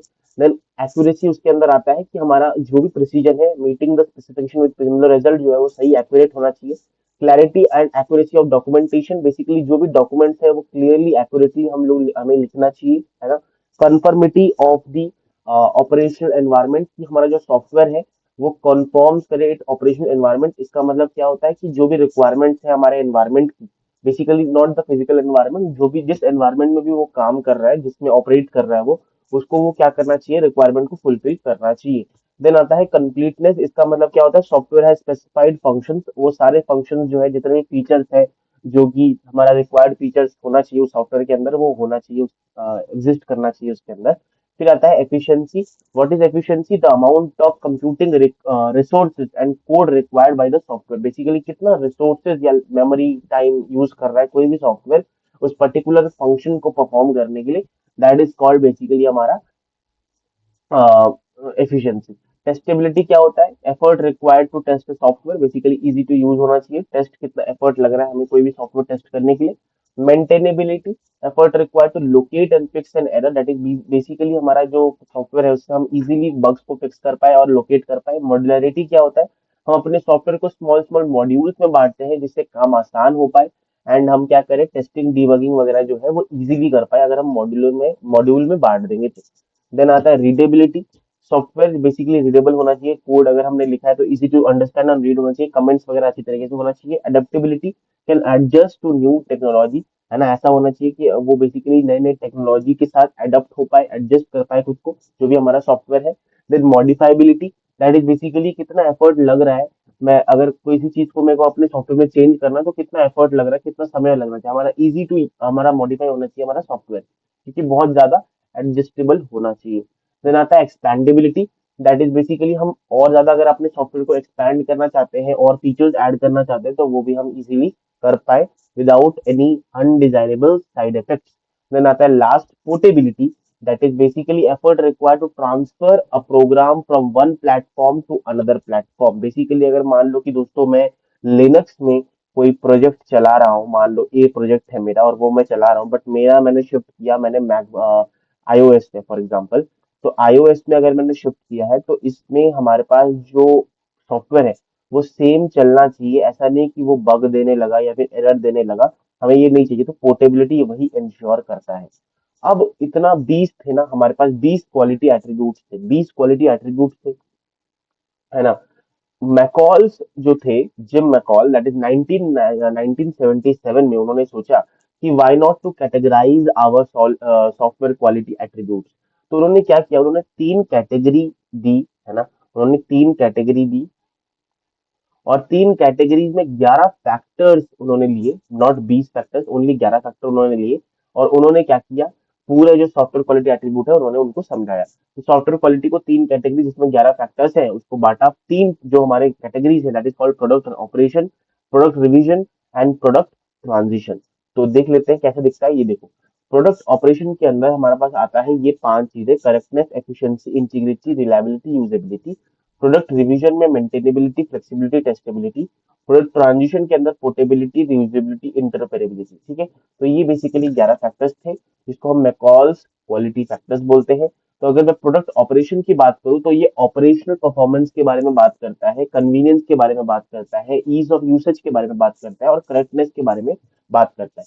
करेक्टनेस आपको पता ही है कि आप, मैंने जो बताया आपको एक्सप्लेन भी किया था कि वो क्या स्पेसिफिकेशंस को मीट कर पा रहा है कि नहीं, जो भी हमारा एक्यूरेसी है वो मीट कर पा रहा है कि नहीं, efficiency, use of computing resources, integrity, unauthorise access तो नहीं है ना, ऑथराइज एक्सेस होना चाहिए, रिलायबिलिटी, फेलियर फ्री होना चाहिए, usability, easy to learn and operate होना चाहिए। देन हमारे पास आता है यहाँ पे प्रोडक्ट रिवीजन। इसमें दोस्तों हमारा क्या होता है, हमारा यहाँ पे इसके अंदर होता है factors pertaining and to testing and maintainability of software. They indicate the ease of maintenance, flexibility and testing effort, है ना। इसका मतलब क्या होता है, कितना ज्यादा इजी है मेरे को अगर किसी चीज को मॉडिफाई करना है, वही बात है मेंटेनेबिलिटी का डेफिनेशन, कि किस तरीके से मैं अपना टेस्टिंग और मेंटेनेबिलिटी के लिए अपने मॉडिफाई कर सकता हूँ अपने सॉफ्टवेयर को टेस्ट करने के लिए, या फिर कितना मॉडिफाई करने के लिए, टेस्ट करने के लिए इजी है हमारा सॉफ्टवेयर, ठीक है। तो मेंटेनेबिलिटी आता है इसमें, effort to locate and fix error, flexibility modify करने के लिए, flexibility, effort test software function as intended, focus हमारे पास यहाँ पे डेवलपर होना चाहिए और यहाँ पे फोकस इससे यूजर एक्सपीरियंस बढ़ाने में होता है। लास्ट होता है दोस्तों प्रोडक्ट ट्रांजिशन। ये क्या होता है, हमारे पास factors combined when a product is transform one one platform, मैंने बात बता दिया था। प्रोडक्ट ट्रांजिशन, पोर्टेबिलिटी होना चाहिए, रीयूजेबिलिटी होना चाहिए, इंटरऑपरेबिलिटी होना चाहिए, तो ये तीन चीजें आप गो थ्रू कर सकते हो। फोकस हमारा फ्यूचर यूज और कंपैटिबिलिटी होता है।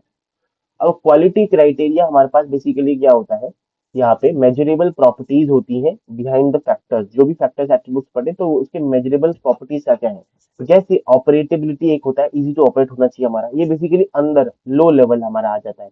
लो लेवल क्राइटेरिया होता है हमारे किसका, क्वालिटी एट्रीब्यूट का। तो इसमें हमारे पास training basically easy for new users training होना चाहिए हमारे सॉफ्टवेयर के अंदर, एक्सेस कंट्रोल सिक्योरिटी होना चाहिए, एक्सिक्यूशन एफिशिएंसी स्पीड होना चाहिए, data commonality standard data format हमें यूज करना चाहिए। तो ये कुछ चीजें हैं, इनके बेसिस पे हम इसको यूज करते हैं। अब ये जो ऑपरेटेबिलिटी है वो यूजेबिलिटी वाले क्वालिटी एट्रीब्यूट में यूज होता है, ठीक है, यूजेबिलिटी बढ़ाने के लिए। ट्रेनिंग भी सेम, स्टोरेज और एग्जीक्यूशन एफिशिएंसी में यूज होता है। मेंटेनेबिलिटी में जो हमारा मॉड्युलरिटी और सिंप्लिसिटी यूज होता है ना। तो ये कुछ एग्जांपल लिखे हैं और वही चीज इसको डिटेल में मैंने यहाँ पे लिख रखा है कि ये कुछ क्राइटेरिया है। Input output volume, input output rate, ये सारे हो गए हमारे low level, very low level, हमारे टेक्निकली डिटेल्स में हमारा चले जाता है। और उसके बाद इसका मीनिंग हमारे पास ये होता है और ये कहाँ यूज हो सकता है, जैसे कि मैंने आपको बताया, यूजेबिलिटी में ऑपरेटेबिलिटी ट्रेनिंग हो सकता है, इंटीग्रिटी में ये हो सकता है, रिलायबिलिटी में, ये सारी चीजें कहाँ कहाँ कौन से क्वालिटी एट्रीब्यूट्स में कौन सा हमारा क्वालिटी क्राइटेरिया यूज होगा, वो यहाँ पे बताया गया है। तो you can go through this, that is not that much important, तो इसलिए मैं इसको जस्ट एक्सप्लेन कर दिया है। फिर आता है दोस्तों बोहेम्स सॉफ्टवेयर क्वालिटी मॉडल। 1978 में, जस्ट एक साल बाद में कॉल्स के, हमारे बोहेम्स भाई साहब आते हैं और उन्होंने भी अपना बहुत एक योगदान दिया है, सॉफ्टवेयर प्रोजेक्ट मैनेजर में बहुत ज्यादा योगदान इनका रहा है ना। तो क्या क्या है वो एक बार देख लेंगे हम। बेसिकली हमारे पास यहाँ पे जस्ट सेकंड इसको मिटा देते हैं, है ना, ठीक है, जस्ट सेकंड गाइस। ये सॉफ्टवेयर बोहेम्स मॉडल क्या बताता है कि उन्होंने जो सॉफ्टवेयर क्वालिटी एट्रीब्यूट्स हैं उनको तीन लेवल्स में बांट दिया। एक होता हमारा प्राइमरी यूजर, ठीक है, एक था हमारा प्राइमरी यूजर एक लेवल, फिर इंटरमीडिएट कंस्ट्रक्ट एक लेवल, और एक होता है प्राइम प्रिमिटिव कंस्ट्रक्ट एक लेवल। तो ये तीन लेवल्स में हमारा कुछ कुछ चीजें आती हैं, तो आप उसको नेट से निकाल के देख सकते हो। हालांकि यहाँ पे भी मैंने वही चीज लिख रखा है कि आप इसको गो थ्रू कर सकते हो एक बार। तो इन्होंने क्या बोला, तीन लेवल्स में, primitive, then primary users and then intermediate construct, तीन लेवल में बांटा। प्रिमिटिव जो कंस्ट्रक्ट था बेसिकली उसका क्या मतलब था आप देख सकते हो यहाँ पे, लीफ लेवल, जो कि बेसिकली एकदम रूट नोड है, सॉरी लीफ लेवल है ना। हाँ, तो लीफ लेवल जो है था हमारा, लीफ लेवल मतलब बिल्कुल लास्ट लेवल जो था, last level include the device independence, completeness, accuracy, consistency, और ये पूरी चीजें। तो आप इसको गो थ्रू कर सकते हो पूरा, जब डायग्राम देखोगे तो आपका बोहेम्स वाला भी तीन लेवल में आ जाएगा। देन दोस्तों this is very important topic that is called ISO 9126 quality model. ये क्या होता है दोस्तों, ISO 9126 जो है वो एक इंटरनेशनल स्टैंडर्ड है। क्या है, इंटरनेशनल स्टैंडर्ड है, defining the 6 top level quality attributes, each of which contains a set of attributes. इन्होंने टॉप 6 हमारे पास एट्रीब्यूट बता दिए और उनके अंदर अलग अलग और भी एट्रीब्यूट्स होंगे। तो जैसे reliability, usability, efficiency, maintainability, portability और फंक्शनैलिटी, ये 6 उन्होंने बोल दिए, कैटेगराइज कर दिया हमारे 6 क्वालिटी एट्रीब्यूट्स को। अब उसके अंदर जैसे फंक्शनैलिटी है, फंक्शनैलिटी के अंदर बेसिकली हमारे पास किसके लिए बना है, achievement characteristic related to achievement of basic purpose, है ना। इसके अंदर सुटेबिलिटी, एक्यूरेसी, इंटरऑपरेबिलिटी और सिक्योरिटी आता है, आप ये याद रख सकते हो।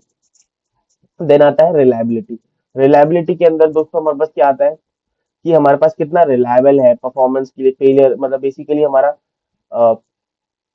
फेलियर या फिर क्रैश नहीं होना चाहिए, है ना। तो रिलायबिलिटी, तो उसके अंदर मैच्योरिटी होना चाहिए, frequency of failure due to faults in software, maturity, fault tolerance, कितना हमारा परफॉर्मेंस बेसिकली हैम्पर हो रहा है due to the failure. Then recoverability, that is basically अगर कितना एफर्ट या कैपेबिलिटी हमारे पास है तो रिकवर या फिर reestablish the performance and recover the data after any failure, ठीक है। यूजेबिलिटी क्या होता है, effort needed for use or individual assessment of such understandability, learnability, और ये usability का मतलब easy to learn and use होना चाहिए, ठीक है ना। तो ये हो गया। देन आता है दोस्तों हमारे पास एफिशिएंसी, कितना एफिशिएंट है टाइम और मेमोरी, बेसिकली टाइम कम लगना चाहिए, मेमोरी कम यूज करना चाहिए, वही चीज यहाँ पे लिखनी है। Sorry, maintainability, effort needed to make modifications including improvements and adaptations, including the basically maintainability क्या हो गया हमारे पास, effort needed to make modification, modify या फिर चेंज करने में कुछ भी चीजें हमारे सॉफ्टवेयर के अंदर कितना एफर्ट लग रहा है, एनालाइजेबिलिटी, चेंजेबिलिटी, स्टेबिलिटी और टेस्टेबिलिटी, ये पॉइंट्स है, आप गो थ्रू कर सकते हो, बहुत सेल्फ एक्सप्लेनेटरी पॉइंट्स है। पोर्टेबिलिटी वही बात है कि अगर मैं अपने सॉफ्टवेयर को एक जगह से दूसरी जगह ऑर्गेनाइजेशन में चेंज कर रहा हूँ या एनवायरनमेंट में चेंज कर रहा हूँ, तो कितना एबिलिटी उसके पास है, कितना एफर्ट हमें लगाना पड़ रहा है। उसमें आता है एडेप्टेबिलिटी, कि अलग अलग हमारे एनवायरनमेंट्स को, सॉफ्टवेयर एनवायरनमेंट्स को अडेप्ट कर पाए हमारा सॉफ्टवेयर। इंस्टॉलेबिलिटी, कितना इजी है हमारा इंस्टॉल करने में कोई भी एनवायरनमेंट के अंदर हमारे सॉफ्टवेयर को। कन्फर्मेंस, बेसिकली हमारे standards related to the portability.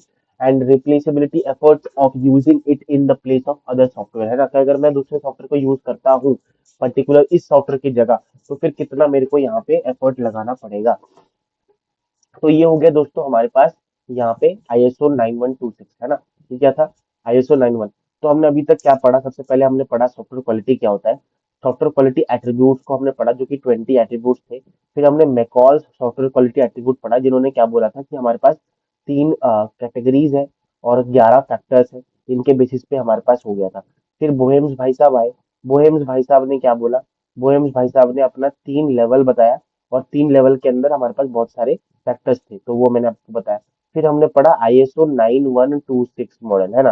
तो इसके अंदर भी हमने देखा 6 कैटेगरीज है, 6 मेजर कैटेगरीज है, उसके अंदर सब पार्टिकल्स हमारे पास इधर है।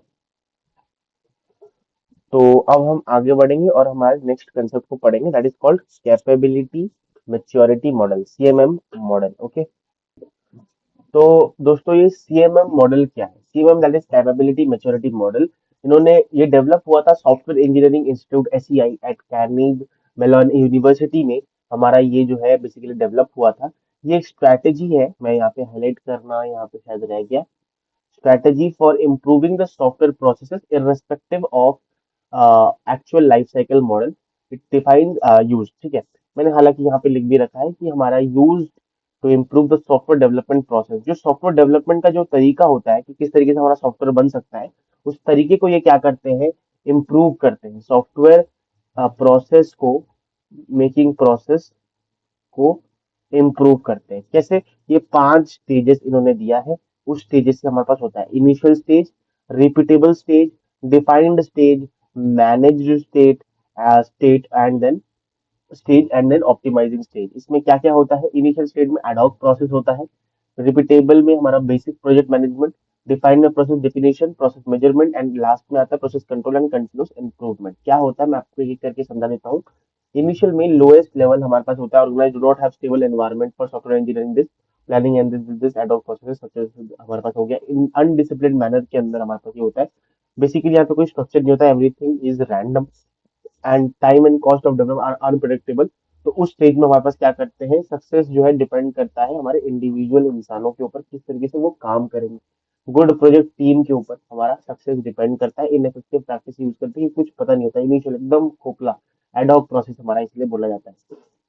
रिपीटेबल का मतलब क्या होता है? बेसिक प्लानिंग जो है सॉफ्टवेयर बनाने की हमारा एग्जिस्ट करता है, कि हमारा प्रोडक्ट कैसे एस्टेब्लिश होगा, हमें कुछ पॉलिसीज वगैरह बना रखी है, कुछ प्रोसीजर वगैरह बना रखा है, प्लानिंग वगैरह हमें पता है किस तरीके से, हमारे पास एडॉक नहीं है बट पता है, थोड़ा बहुत प्लानिंग हमें पता है, इफेक्टिव प्रोसेस पता है किस तरीके से हमारे पास होगा, पास्ट एक्सपीरियंस हमें यूज कर सकते हैं हम, और फिर बेसिक प्लानिंग हमारे पास ऑलरेडी है, प्रोजेक्ट कैन बी रिपीटेड, है ना। तो ये हमारा रिपीटेबल इसलिए आ गया। डिफाइंड के अंदर हमारे पास प्रोसेसेस जो है हम डॉक्यूमेंटेड करते हैं, सॉफ्टवेयर प्रोजेक्ट प्रोसेसेस जो है एस्टैब्लिश एट दिस लेवल है use by project managers and technical staff to improve the performance effectively called standard software processes. Process documentation standard method use करते हैं, ट्रेनिंग जो है वो प्रोवाइड की जाती है पूरा अच्छी तरीके से यहाँ पे। रिफाइंड डिफाइंड सॉफ्टवेयर प्रोसेसेस को हम यहाँ पे बनाते हैं, इसलिए डिफाइंड बोला जाता है। Well defined process include input standard practices everything, है ना। लास्ट में आता है हमारा, सॉरी सेकंड लास्ट आता है हमारा मैनेज्ड। मैनेज्ड लेवल में हमारे पास क्या होता है? Goals for quality software product are set the organisation measurement programme, ये सब ठीक है।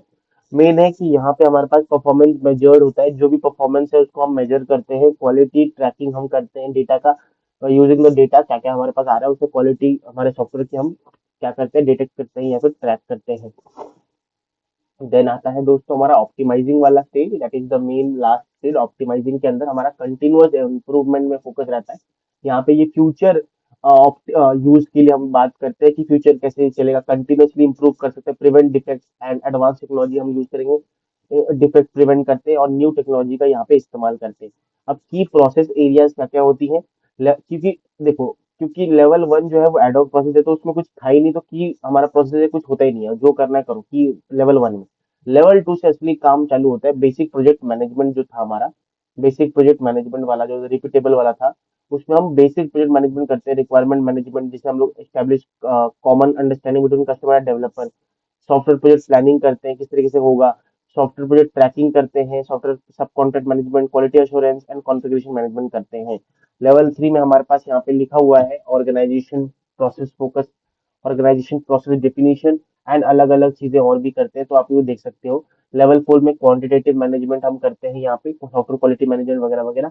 एंड लास्ट में defect prevention, technology change, process change, ये सब आप कर सकते हैं। की प्रोसेस एरियाज जो है आप बना बना के अपने क्वेश्चन जो आपका एग्जाम है उसमें आप बना के लिख सकते हो। जो मेन कंसेप्ट था वो तो मैंने आपको बता दिया। तो ये क्या था हमारा CMM model, capability maturity model, capability maturity model. आगे बढ़ेंगे, आगे बढ़ने के बाद हमारे पास आता है ISO 9000, मतलब 9000 नहीं, 9000 सीरीज। जिसके अंदर दोस्तों हमारे पास ISO सीरीज जो है वो सेट ऑफ डॉक्यूमेंट्स है dealing with the quality system that can be used for quality assurance purposes. Five related standard application design, development, production, installation and servicing across the industry. ये हमारा हो गया ISO 9000, ठीक है। तो इसमें हमारे पास कुछ क्लॉज होते हैं, या फिर आप कह सकते हो कि मैपिंग ISO 9000 एक क्लॉज टू द CMM, हमारा जो कैपेबिलिटी मैच्योरिटी मॉडल है, तो हमारा कहाँ पे वो मैच कर रहा है। जैसे हमारा management responsibility, quality policy defined, documented, implemented, CMM software quality as assurance हम यूज कर सकते हैं। तो कहाँ ISO 9001 जो है वो कहाँ यूज होता है हमारा CMM में, वो हमारा यहाँ पे लिखा गया है, आप इसको गो थ्रू कर सकते हो, रीडिंग ले सकते हो। तो ये बहुत इंपॉर्टेंट पॉइंट है कि जो हमारा CMM है, that is capability maturity model, ये जो है कंटिन्यूअस प्रोसेस ऑफ इम्प्रूवमेंट में भरोसा रखता है। वाइल जो ISO है 9001, वो मिनिमम क्राइटेरिया क्या होना चाहिए एक पर्टिकुलर एक्सेप्टेबल क्वालिटी सिस्टम के लिए, वो हमारा इस पे भरोसा करता है। अब हम बात करेंगे दोस्तों अपने नेक्स्ट टॉपिक के बारे में, दैट इज बेसिकली हमारा सिक्स सिग्मा। इस सिक्स सिग्मा क्या है, अब वो सिग्मा मेल वाले लोग नहीं आ जाएंगे यहाँ पे। सिग्मा मेल अलग है और सिक्स सिग्मा अलग है। सिक्स सिग्मा क्या है, aims to produce a product that satisfies the customers and minimizes supplier losses to the point that is not cost effective to pursue tighter quality। क्या मतलब है इसका? सिक्स सिग्मा एक ऐसा प्रोडक्ट प्रोड्यूस करना चाहता है जो कि कस्टमर की नीड्स को सेटिस्फाई करे और सप्लायर के लॉसेस को मिनिमाइज करे to the point that is not cost effective to pursue टाइटल बिल। तो बेसिकली सिक्स सिग्मा क्या करता है, कस्टमर की नीड्स को सेटिस्फाई,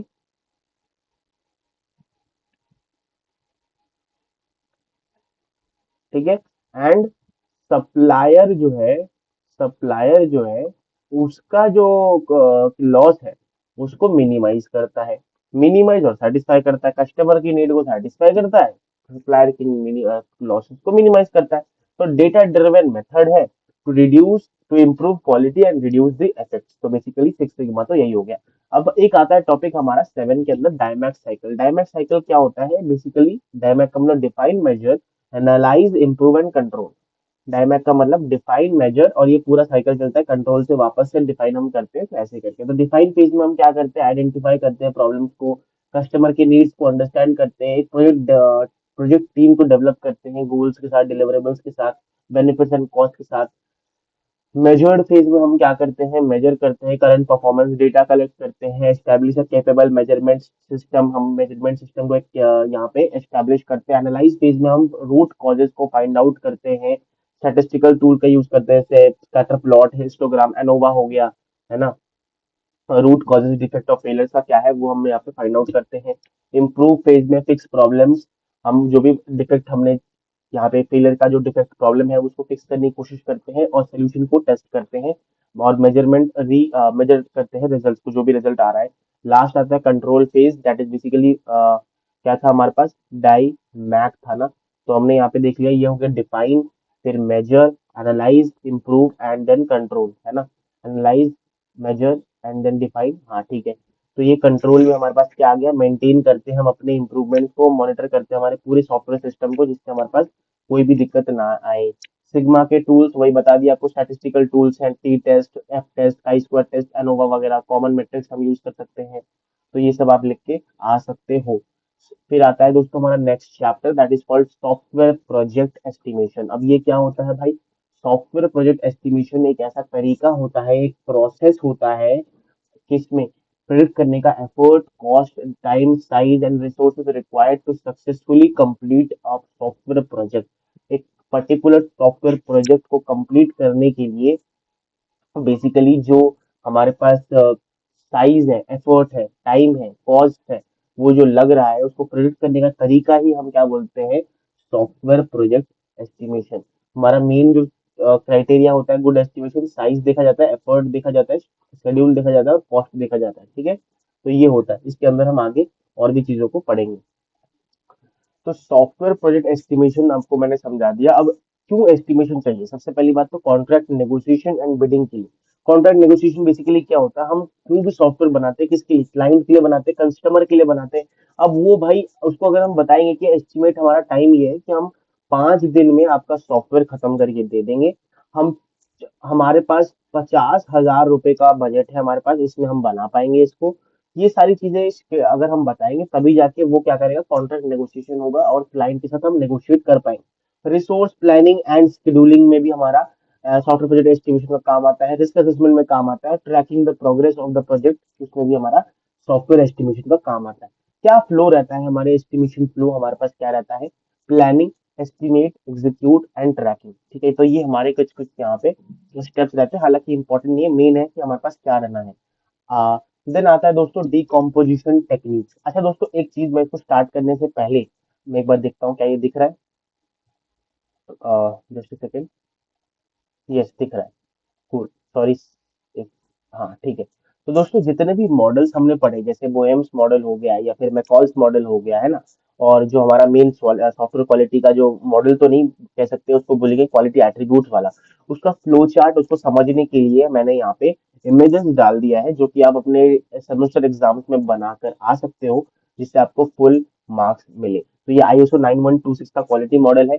और ऊपर जो है हम जितने भी मॉडल पढ़ के आ चुके हैं उनका मॉडल का एकदम डायग्राम है, आप इसको याद करके थोड़ा जा सकते हो, पढ़ के जा सकते हो, तो आप उसको बना के आ सकते हो जिससे आपको अच्छे नंबर मिले, है ना। तो बेसिकली ये था हमारा, जो कि मेरे को लगा कि आपको बता देना चाहिए। ये आपको सिंगल पीडीएफ में मिल जाएगा, तो कोई दिक्कत वाली बात नहीं है। आप जो भी पीडीएफ, आपको लिंक में डिस्क्रिप्शन में, वीडियो के बाद, लेक्चर के बाद आपको डिस्क्रिप्शन में एक लिंक मिलेगा, उस लिंक को आप टैप करोगे तो आपको ये दोनों पीडीएफ, जो भी नोट्स का है और ये साथ साथ ये वाला, दोनों यहाँ पे मिल जाएगा। तो चलिए वापस जाते हैं अपने पढ़ाई के फेज में, जिसमें हम पढ़ने वाले हैं डिकम्पोजिशन टेक्निक। दोस्तों हम लोग सॉफ्टवेयर एस्टिमेशन करते हैं, उसको एस्टिमेट करने के लिए हम या तो प्रॉब्लम बेस्ड करें डिकम्पोजिशन, या तो प्रोसेस बेस्ड डिकम्पोजिशन करें। प्रॉब्लम बेस्ड हमारा क्या होता है कि हम अपने जो सॉफ्टवेयर है, या जो हमारा ये सॉफ्टवेयर प्रॉब्लम है, उसको हम फंक्शंस में या फिर सब सिस्टम्स में बांट देते हैं। सब सिस्टम का मतलब होता है मॉड्यूल्स में बांट देते हैं, जिससे हमें एस्टिमेट करने में इजीनेस हो। देन आता है प्रोसेस बेस्ड डिकम्पोजिशन। इसमें क्या होता है, प्रोसेस को हम अलग अलग टास्क में डिफाइन कर देते हैं या फिर डिवाइड कर देते हैं। जैसे एनालिसिस, डिजाइन, कोडिंग, टेस्टिंग अलग अलग ऐसी होती है, जिससे हम क्या कर सके इसको, हम इसको और अच्छी तरीके से एनालाइज करके एस्टिमेट कर पाए।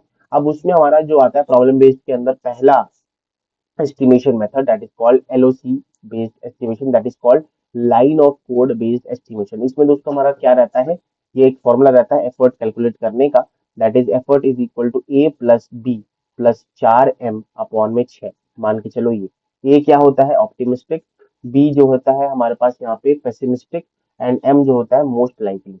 तो मोस्ट लाइकली का आपको 4 गुना करके डिवाइड करना है 6 से, और बाकी सबको सम करना है। टोटल एफर्ट जो है आप सम करके निकालोगे, प्रोडक्टिविटी फैक्टर से आप मल्टीप्लाई कर दोगे, तो आपका एलओसी पर पर्सन मंथ आ जाएगा। ठीक है। देन आता है दोस्तों FP based estimation, that is called function point based estimation. ये बहुत इंपॉर्टेंट है। कोड साइज जब हमें पता ना हो दोस्तों, तो किस तरीके से हम अपना एस्टिमेशन कर सकते हैं, तो ये आ गया हमारा फंक्शनैलिटी के बेसिस पे हम एस्टिमेशन करते हैं। फिर आता है दोस्तों हमारे पास यहाँ पे प्रोसेस बेस्ड एस्टिमेशन। क्या होता है, हम जितने भी एक्टिविटीज परफॉर्म हो रही है उसको लिस्ट डाउन करते हैं, टैबुलेट करते हैं, एनालाइज करते हैं एक्टिविटीज को, और उस बेसिस पे हम एस्टिमेशन करते हैं। और एनालॉजी, अगर हम दूसरे प्रोजेक्ट के साथ कंपेयर करके एस्टिमेट कराते हैं या फिर एस्टिमेशन करते हैं, तो वो हो गया एस्टिमेशन बाय एनालॉजी। अब आता है एम्पेरिकल, हमारा एम्पेरिकल एस्टिमेशन मॉडल। इसमें सबसे पहला हमारे पास आता है एम्पेरिकल एस्टिमेशन मॉडल। क्या होता है, हिस्टोरिकल डेटा से हम एफर्ट जो है डिराइव करते हैं, हिस्टोरिकल एफर्ट निकालते हैं, सीधी सी बात है कितना एफर्ट लगेगा। एफर्ट निकालते कैसे हैं? हिस्टोरिकल डेटा से। हिस्टोरिकल डेटा से जनरल फॉर्मूला होता है A plus B into size, B into size की पावर सी। अब ए बी जो है वो एम्पेरिकल डिराइव कॉन्स्टेंट है। इसमें हमारे पास कोकोमो मॉडल आता है, सबसे पहला कोकोमो मॉडल आता है। बैरी बोहेम ने ही 1981 में कोकोमो का 81 मॉडल दिया था। इसके तीन मोड्स होते हैं, एक होता है organic, semi detached and embedded. Organic जो होता है स्मॉल टीम्स के लिए, फैमिलियर एनवायरनमेंट और सिंपल प्रॉब्लम्स के लिए यूज होता है। सेमी डिटैच जो है वो मीडियम प्रोजेक्ट्स के लिए यूज होता है, मिक्स्ड एक्सपीरियंस लोगों के साथ यूज होता है। एम्बेडेड जो है टाइट कंस्ट्रेंट, कॉम्प्लेक्स और रियल लाइफ प्रोजेक्ट और एम्बेडेड सिस्टम्स वगैरह के लिए हमारा एम्बेडेड वाला यूज होता है। इसमें आता है हमारा सबसे पहला बेसिक कोकोमो मॉडल। एफर्ट जो है और जो डेवलपमेंट टाइम है उसको कैसे निकालते हैं? ए बी की के लॉग बी की पावर बी, है ना। तो ए बी और बी बी जो है, जो भी है वो पूरा गिवन होगा, आपको सिर्फ फॉर्मूला लगाना है। और डी जो है दैट इज डेवलपमेंट टाइम निकालने के लिए सी बी और डी बी निकालना होता है, तो इसका फॉर्मूला हमारे पास यहाँ पे दिया होगा। और एफर्ट यहाँ पे यूज हो रहा है, तो एफर्ट सबसे पहले निकालना पड़ेगा, तभी जाके आप टाइम निकाल पाओगे। इंटरमीडिएट कोकोमो जो है multiplies efforts bye 15 cost drivers. इसमें दोस्तों हमारे पास क्या होता है? एफर्ट को, एफर्ट जो भी हम निकाल रहे हैं ना, एफर्ट तो सेम ही निकालना है ये वाला। इसमें हमारे पास 15 कॉस्ट ड्राइवर्स को मल्टीप्लाई कर देना है, तब जाके हमारा इंटरमीडिएट कोकोमो होगा। जैसे product, hardware, personal, project attributes वगैरह वगैरह। Detailed Kokomo applies these cost drivers at each phase. अभी होता है डिटेल्ड कोकोमो, वो क्या करता है? हर एक फेज के अंदर जो भी सॉफ्टवेयर डेवलपमेंट के फेजेस है, उसमें हर एक फेज में हमारा क्या करता है? इस कॉस्ट ड्राइवर्स को अप्लाई करता है, अप्लाई करता है। तो ये हो गया हमारा कोकोमो। अब कोकोमो टू एक आता है, हमने कोकोमो वन पढ़ा, बेसिक कोकोमो पढ़ा। कोकोमो टू क्या होता है? Extend the Kokomo, modern Kokomo होता है ये।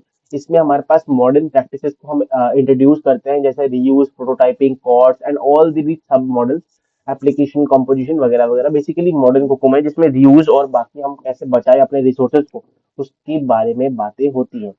फिर आता है दोस्तों पुतनाम स्लिम मॉडल। ये क्या होता है? एक मैथमेटिकल कर्व, जो रिले कर्व होता है, उससे इसको यूज करता है और साइज, एफर्ट और टाइम को क्या करता है? लिंक करता है।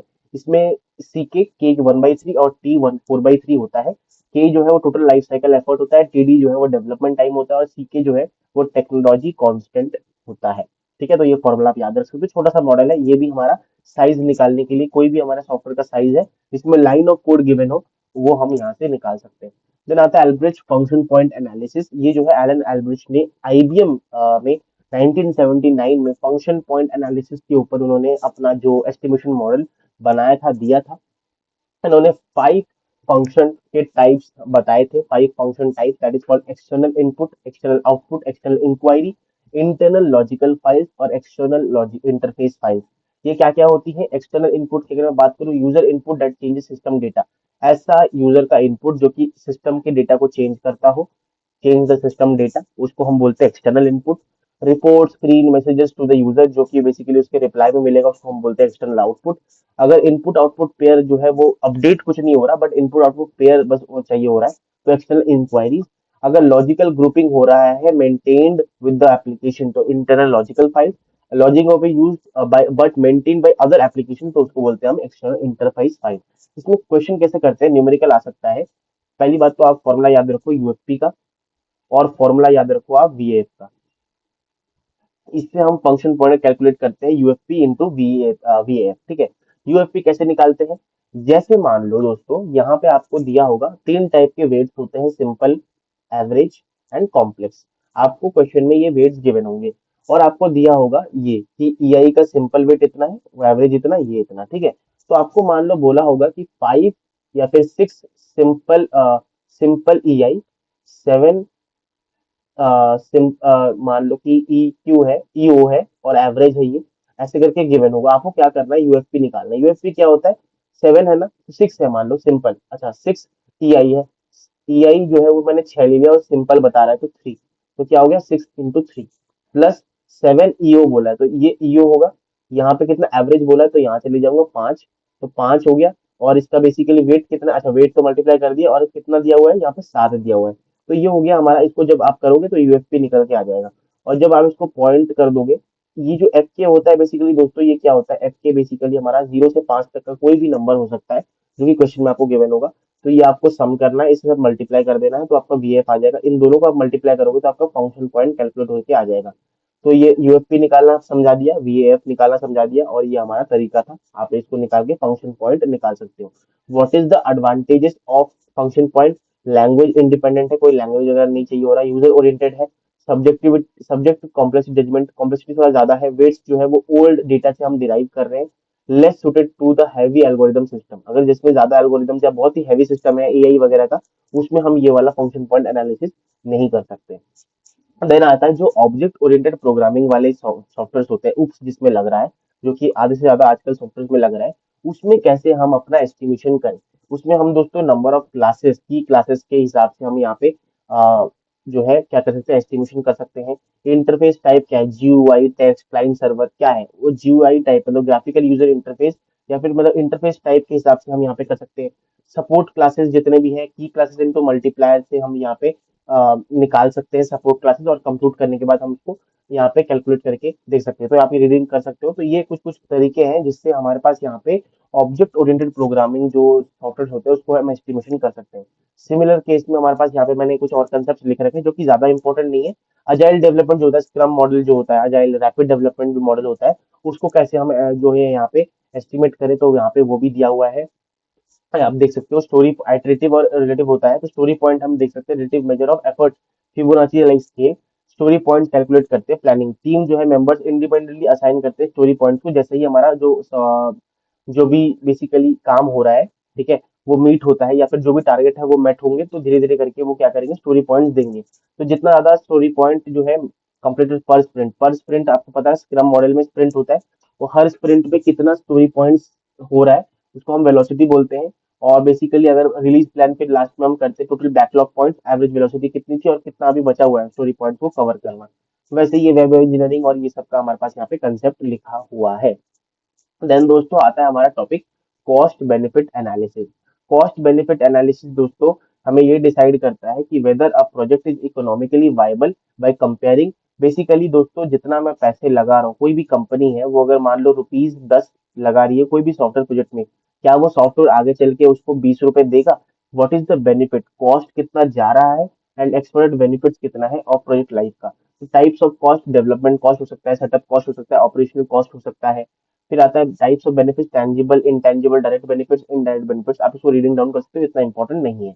अब कॉस्ट बेनिफिट एनालिसिस का जो स्टेप्स है, हालांकि आपको क्या करना पड़ेगा, आपको नेट बेनिफिट निकालना पड़ेगा, टोटल बेनिफिट जितना भी हुआ, टोटल कॉस्ट कितना लगा उससे, ठीक है, प्रॉफिट बेसिकली। और फिर हमारे पास यहाँ पे क्या करते हैं, कैश फ्लो फोरकास्टिंग हम करते हैं। जैसे मान लो दोस्तों हमारा कॉस्ट इतना हमने लगाया था 01 ईयर में, 08 ईयर में इतना, 1 ईयर में इतना, बेनिफिट कितना आया, इतना आया जैसे मान लो, तो नेट कितना हो गया, benefit minus cost, benefit minus cost, तो ये निकल के आ गया हमारे पास। तो यहाँ पे क्यूमुलेटिव अगर हम करेंगे, क्यूमुलेटिव अगर हम कर देंगे यहाँ पे, तो हमारा कितना हो जाएगा, इतना हो जाएगा हमारा क्यूमुलेटिव प्राइस। तो cash flow forecasting reveals when the organisation will need the most cash, कब ज्यादा कैश चाहिए होगा। तो यहाँ पे कॉस्ट बेनिफिट के इवैल्यूएशन टेक्निक यहाँ पे लिखे हुए हैं, क्या क्या है वो, नेट प्रॉफिट और हमारा बेनिफिट माइनस कॉस्ट हो गया ये। Time taken for cumulative cash inflows, पे बैक पीरियड क्या होता है, time taken for cumulative cash inflows equal initial investment. इसमें हम आरओआई का कैलकुलेशन करते हैं, और फिर हमारे पास यहाँ पे नेट प्रेजेंट वैल्यू का कैलकुलेशन करते हैं, and IRR that is internal rate of calculation करते हैं। ये फॉर्मूलाज को आप देख सकते हो, तो क्वेश्चन अगर पूछे जाएंगे तो आप डायरेक्टली एक फॉर्मूला को लगाकर आंसर निकाल सकते हो, है ना। देन आता है दोस्तों वही चीज है, क्या क्या होता है वो मैंने आपको यहाँ पे टेबल समरी दे दिया है, आप इसको पढ़ के इवेल्युएट कर सकते हो। देन दोस्तों आता है हमारा next topic that is called risk evaluation. क्या आता है, रिस्क इवेल्युएशन हमारा आता है। रिस्क इवेल्युएशन क्या होता है दोस्तों, इट इज बेसिकली हर एक प्रोजेक्ट जो होता है, सॉफ्टवेयर प्रोजेक्ट होता है, उसमें कहीं ना कहीं एक अनसर्टेनिटी रहती है, एक रिस्क रहता है। तो इसलिए रिस्क इवेल्युएशन जो है वो क्या करता है, आइडेंटिफाई करता है, एनालाइज करता है और प्लान करता है responses to this potential problem जो कि हमारे सॉफ्टवेयर फेस कर सकती है। अब रिस्क कहाँ कहाँ आ सकता है, प्रोजेक्ट में रिस्क आ सकता है, बजट, शेड्यूल, स्टाफिंग वगैरह में। टेक्निकल रिस्क आ सकता है, डिजाइन, इंप्लीमेंटेशन, इंटीग्रेशन वगैरह में। बिजनेस रिस्क आ सकता है, market risk, strategic risk, management risk, और नोन जो है प्रेडिक्टेबल और अनप्रेडिक्टेबल रिस्क भी हमारे पास यहाँ पे रह सकते हैं। अब हम क्या करते हैं, रिस्क एक्सपोजर कैलकुलेट करते हैं। रिस्क एक्सपोजर क्या होता है, probability of risk multiply by the impact of this. हमारे पास एक प्रोबेबिलिटी इम्पैक्ट मैट्रिक्स रहता है, तो उसको यूज करके हम क्या निकालते हैं, इम्पैक्ट निकालते हैं और प्रोबेबिलिटी निकालते हैं। उससे क्या होता है, हम अपने रिस्क को, मतलब रिस्क एक्सपोजर आ गया, अब इस रिस्क एक्सपोजर जो है जैसे ही आ गया, तो कहाँ पे बहुत सारे रिस्क है, रिस्क वन है, रिस्क टू है, तो कौन सा रिस्क ज्यादा प्रायोरिटी में हमें रखना है उसको हम प्रायोरिटाइज कर सकते हैं basin on the risk exposure. तो रिस्क मैनेजमेंट एक्टिविटीज अगर हम आइडेंटिफाई करने के लिए ब्रेनस्टॉर्मिंग, चेकलिस्ट वगैरह, इंटरव्यू वगैरह कर सकते हैं। Analysis, quality, quantify the probability और इम्पैक्ट, वही आर और ई निकाल सकते हैं रिस्क एक्सपोजर। प्रायोरिटाइज कर सकते हैं यूजिंग रिस्क, बता दिया आपको। प्लानिंग कर सकते हैं कैसे हम अवॉइड करें, ट्रांसमिट करें, मिटिगेट करें अपने रिस्क को। मॉनिटरिंग, रिस्क इंडिकेटर्स को ट्रैक कर सकते हैं और कंट्रोल कर सकते हैं जिससे आगे वो रिस्क ना आए। रिस्क रिस्पॉन्स स्ट्रेटेजी अवॉइडेंस, या तो आप बिल्कुल प्लान चेंज कर दो जिससे रिमूव हो जाए risk. Mitigation, reduce the probability और the impact of the risk. Transfer, insurance या आउटसोर्सिंग करके आप ट्रांसफर कर सकते हो रिस्क को। एक्सेप्टेंस, रिजर्व बजट और time for this particular risk, है ना। देन आता है दोस्तों selection of an appropriate project report और प्रोसेस मॉडल। इसका मतलब क्या होता है, सीधा हम चले जाएंगे यहाँ पे प्रोसेस मॉडल के अंदर। प्रोसेस मॉडल हमारे पास आता है जिस तरीके से सॉफ्टवेयर डेवलपमेंट बनता कैसे, सॉफ्टवेयर डेवलप कैसे होता है, उसके लिए हमारे पास कुछ प्रोसेस मॉडल है। सबसे पहला आता है वाटरफॉल मॉडल, एक क्लासिकल सबसे पहला लीनियर सिक्वेंशियल मॉडल है। इस हमारा रिक्वायरमेंट बेसिकली फिर design, implementation, testing, development and deployment and then maintenance होता है। तो एकदम साइकिल की तरह, वाटरफॉल की तरह पढ़ते जाता है। यहाँ पे दोस्तों हमारे पास बैक ट्रैकिंग नहीं है, इसका मतलब हम पीछे नहीं जा सकते। या तो रिक्वायरमेंट फिर डिजाइन फिर ऐसे करते, अगर मान लो यहाँ पे कुछ खराबी आ गई तो आपको वापस से इस रिक्वायरमेंट से ही शुरू करना पड़ेगा। तो no back tracking, no feedback, है ना। A simple, structured, well documented for small projects. Disadvantage rigid है, no customer feedback until late and then ये। प्रोटोटाइपिंग मॉडल क्या होता है दोस्तों, हमारे पास अब प्रोटोटाइप हम बिल्ड करते जाते हैं पार्शियल रिक्वायरमेंट्स के साथ, डेमोन्स्ट्रेट करते हैं और रिफाइन करते हैं आइटरेटिवली। ज्यादा रिक्वायरमेंट को एक डिजाइन किया, बिल्ड प्रोटोटाइप, यूजर इवैल्यूएशन हुआ, रिफाइन किया, वापस को एक डिजाइन किया, जब तक ये चलता रहेगा और अगर मान लो एक्सेप्ट हो गया तो प्रोडक्शन में हम ले आएंगे। कॉस्ट और टाइम यहाँ पे ज्यादा लग जाता है और बेसिकली एफर्ट बहुत ज्यादा यहाँ पे लगता है। Spiral model basically iterative development है, यहाँ पे रिस्क के ऊपर बहुत ज्यादा एम्फोसाइज की गई है। एक्सप्लिसिट रिस्क एनालिसिस यहाँ पे है। Planning, risk analysis, engineering, customer evaluation. Planning, engineering, customer evaluation, engineering, planning, risk analysis. तो ये रिस्क एनालिसिस बहुत ज्यादा यहाँ पे होता है, तो इसलिए रिस्क अगर किसी के अगर जैसे मान लो कि हमारे पास यहाँ पे गवर्नमेंट प्रोजेक्ट है या डीआरडीओ, इसरो, इन सब के प्रोजेक्ट में हमारे पास हमारा स्पाइरल वाला मॉडल यूज कर सकते हैं। Explicit risk handling suits large mission critical system and demands risk assessment for this, है ना। तो ये मैंने बता दिया आपको। फिर rapid application development, RAD, incremental model है, establish short development cycle 60 to 90 days। Phases क्या होती हैं हमारे पास, business modelling, data modelling, process modelling, application modelling, ऐसे करके हमारे पास होता है यहाँ पे। और ये चलता रहता है। रैड के phases, rapid application develop, scrum model का यूज करता है यहाँ पे। स्प्रिंट्स होती हैं यहाँ पे। तो ये अजाइल मॉडल है, बहुत ही ज्यादा अजाइल मॉडल हमारे पास यहाँ पे है। Limitation, requires modular system committed to resources to from both side, unsuitable for technical risk बहुत ज्यादा है तो अनसुटेबल होता है। स्ट्रक्चर्ड मेथड्स हमारे पास है, कुछ कुछ मेथड्स है जो कि बेसिकली ऐसे data flow diagram, entity relation diagram, data dictionary, data tables and trees, है ना। इससे हम क्या कर सकते हैं, एक अपने सिस्टमेटिक अप्रोच ला सकते हैं अपने सॉफ्टवेयर के अंदर, और ये जो है हमारा डॉक्यूमेंटेशन में बहुत ज्यादा हेल्प करता है। अब यहाँ पे वाटरफॉल है, स्पाइरल है, प्रोटोटाइपिंग है, इंक्रीमेंटल और अजाइल है। अब इनमें हमारे पास कौन सा कब कौन सा यूज करना चाहिए, अगर दोस्तों रिक्वायरमेंट्स हमें ज्यादा पता नहीं है, फजी है, यूआई यूएक्स जो है क्रिटिकल हमारे पास इधर है, तो हम प्रोटोटाइपिंग का यूज करेंगे। बहुत ही ज्यादा लार्ज, रिस्की और लॉन्ग ड्यूरेशन प्रोजेक्ट के हम स्पाइरल यूज करेंगे। टाइट डेडलाइन है, मॉड्यूलर सिस्टम हमारे पास है, रियूजेबल कंपोनेंट्स हमारे पास है, तो रैड यूज करेंगे। अजाइल मतलब वोलेटाइल रिक्वायरमेंट्स है, क्लोज कस्टमर कोलैबोरेशन में चाहिए तो इसलिए ये करेंगे। और वाटरफॉल अगर रिक्वायरमेंट पूरा क्लियर है, फ्रोजन प्रोजेक्ट है, कोई भी चेंज नहीं होगा, स्मॉल टू मीडियम प्रोजेक्ट में हम वाटरफॉल यूज कर सकते हैं। देन हमारा टॉपिक आता है रिसोर्स एलोकेशन। रिसोर्स एलोकेशन दोस्तों एक ऐसा प्रोसेस होता है, एक ऐसा तरीका होता है जिसमें हम आइडेंटिफाई करते हैं, असाइन करते हैं और शेड्यूल करते हैं रिसोर्सेज को। रिसोर्सेज क्या क्या हो सकती है, people, equipment, money, material, to the project activities, जो सॉफ्टवेयर एक्टिविटी हम कर रहे हैं जिससे प्रोजेक्ट जो है वो डिलीवर हो पाए कस्टमर को एक विद इन कॉस्ट और टाइम के अंदर। क्योंकि हमारे पास रिसोर्सेज दोस्तों लिमिटेड है और एक्टिविटीज जो है बहुत सारी है उससे compete करने के लिए, उसको यूज करने के लिए, तो हमें सही से शेड्यूल और एलोकेट करना पड़ेगा रिसोर्सेज को, जिससे सही से हम अपने रिसोर्सेज का इस्तेमाल कर पाए। तो नेचर ऑफ रिसोर्सेज लेबर है, इक्विपमेंट है, मटेरियल, स्पेसेस, सर्विसेज, मनी, इसको किस तरीके से हम यहाँ पे करें, तो इसके लिए हम वर्क ब्रेकडाउन स्ट्रक्चर यहाँ पे बना सकते हैं, एक्टिविटी लिस्ट बना सकते हैं। List the skill types and levels required, estimate the effort into staff number two convert करो। ऐसे करके आप क्या करते हो, वर्क ब्रेकडाउन स्ट्रक्चर को बना के आप यहाँ पे रिसोर्स एलोकेशन कर सकते हैं।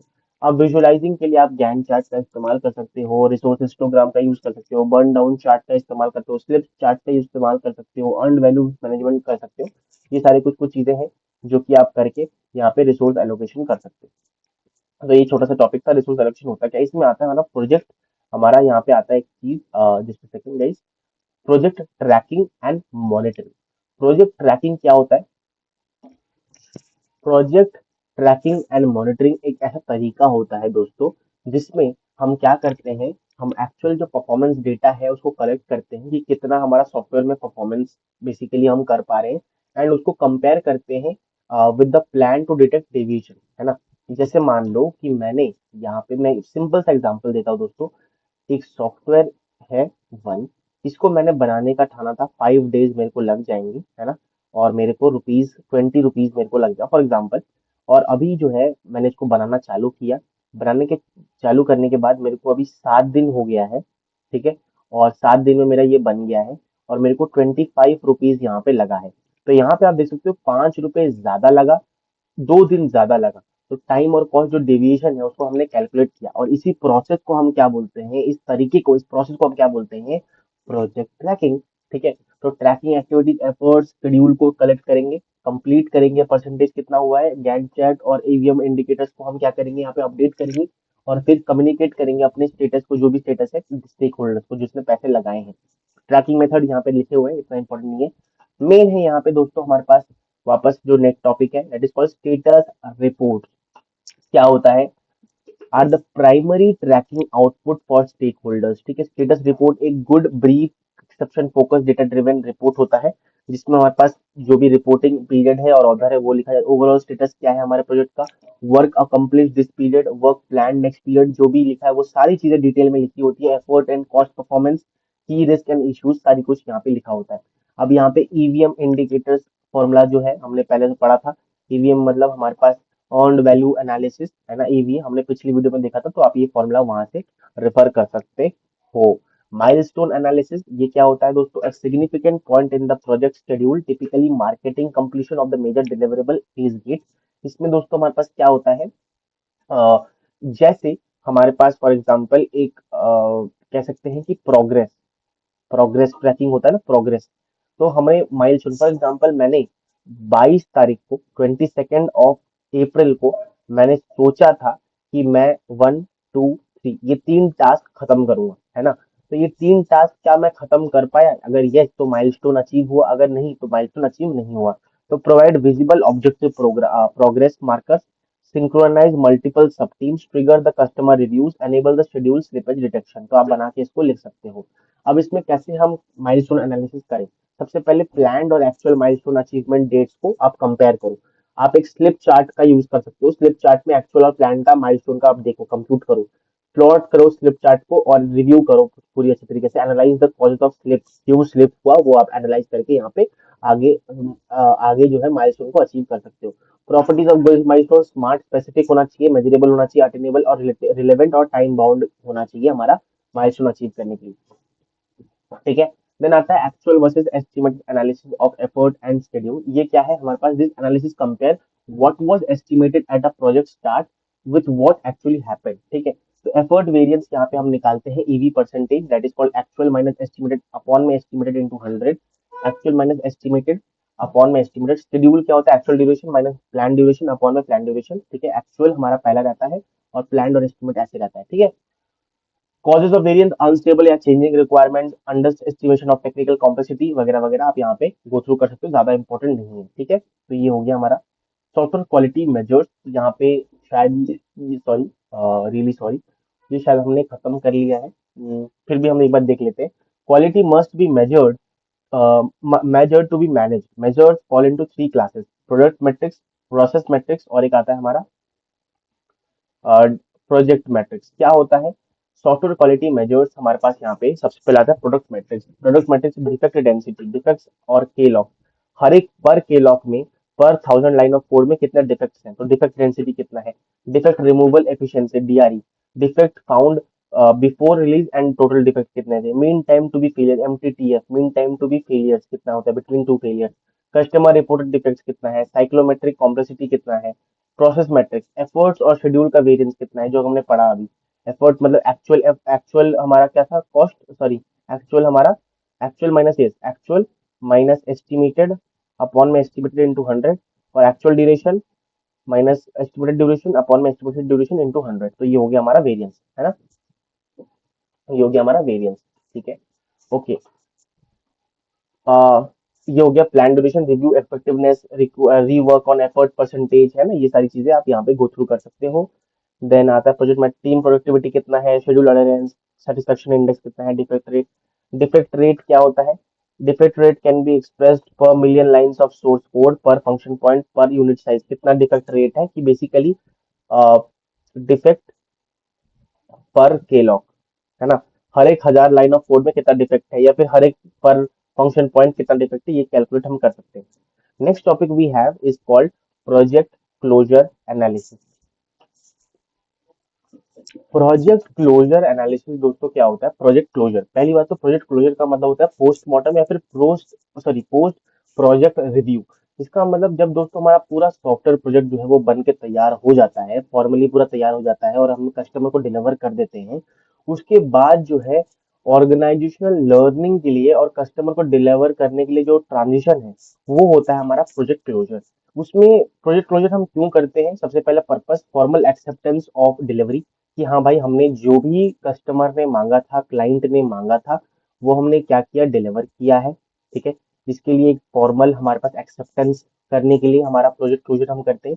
Release of the project resources, जितना भी पैसा मतलब मनी, रिसोर्सेज और लेबर, फिर जितना भी मेमोरी वगैरह जो भी यूज हुआ था, रिसोर्सेज, प्रोजेक्ट रिसोर्सेज यूज हुए थे, उसको क्योंकि हम बना चुके हैं तो रिलीज कर देंगे और हमें चाहिए नहीं, इसकी जरूरत है। फाइनेंशियल क्लोजर, कितना अकाउंट, पैसा, कॉन्ट्रैक्ट कितना लगा, कितना कॉस्ट, पूरा जितना मनी, रेवेन्यू जितना भी जनरेट हुआ, बेनिफिट, कॉस्ट बेनिफिट एनालिसिस, सब कुछ यहाँ पे करा जाता है। Lessons learn for the future projects, हम यहाँ पे वो भी देखते हैं। प्रोजेक्ट आर्टिफैक्ट्स को हम आर्काइव करके रख देते हैं जिससे काम आगे फ्यूचर में आ पाए। अब रोल ऑफ क्लोजर एनालिसिस क्या करते हैं, closure analysis converts project experience into reusable knowledge, process improvement, estimation, calibration, risk register enrichment, best practices capture. Process improvement का मतलब होता है feed the CMM, that is capacity capability maturity model या फिर ISO, improvement cycle with data on what did not work, है ना। जो ये मॉडल्स हैं इनमें हम अपने डेटा को डाल के देख सकते हैं कि क्या चीजें वर्क करी, क्या वर्क नहीं करी, हमने कैसे हम अपने प्रोडक्टिविटी को और इम्प्रूव कर सकते हैं, डिफेक्ट को रिड्यूस कर सकते हैं, शेड्यूल बेसलाइन को इम्प्रूव कर सकते हैं, माइलस्टोन को और अच्छे से हम लोग अचीव कर सकते हैं, क्या कैसा करें, वो एस्टिमेशन कैलिब्रेशन हमने किया, risk register, record with risk material, जितना भी रिस्क इस पर्टिकुलर प्रोजेक्ट में P1 बनाने में आया था उसको हम लिख के रख देते हैं जिससे हम रिस्क आगे के फ्यूचर जो प्रोजेक्ट है उसमें ना करें। एंड देन आता है best practices capture, successful techniques, tools and patterns जो कि हमें पता चला in the making of this particular software project, जिससे हम आगे के जितने भी सॉफ्टवेयर प्रोजेक्ट बनाएंगे उसमें हम उसको यूज कर पाए, रीयूज कर पाए। परफॉर्मिंग क्लोजर एनालिसिस, किस तरीके से हम अपना क्लोजर एनालिसिस को परफॉर्म कर सकते हैं, सबसे पहले आता है trigger. Closure is triggered by completion of all deliverables, customer acceptance और प्रोजेक्ट कैंसिलेशन। या तो हमारा प्रोजेक्ट कैंसिल हो जाएगा, मतलब एक्सेप्ट नहीं होगा, या तो कस्टमर बेसिकली एक्सेप्ट कर लेगा हमारे प्रोजेक्ट को, या तो हम पूरा जो है हमारा कंप्लीट भी हो गया, एक्सेप्ट भी हो गया और हमने डिलीवर भी कर दिया।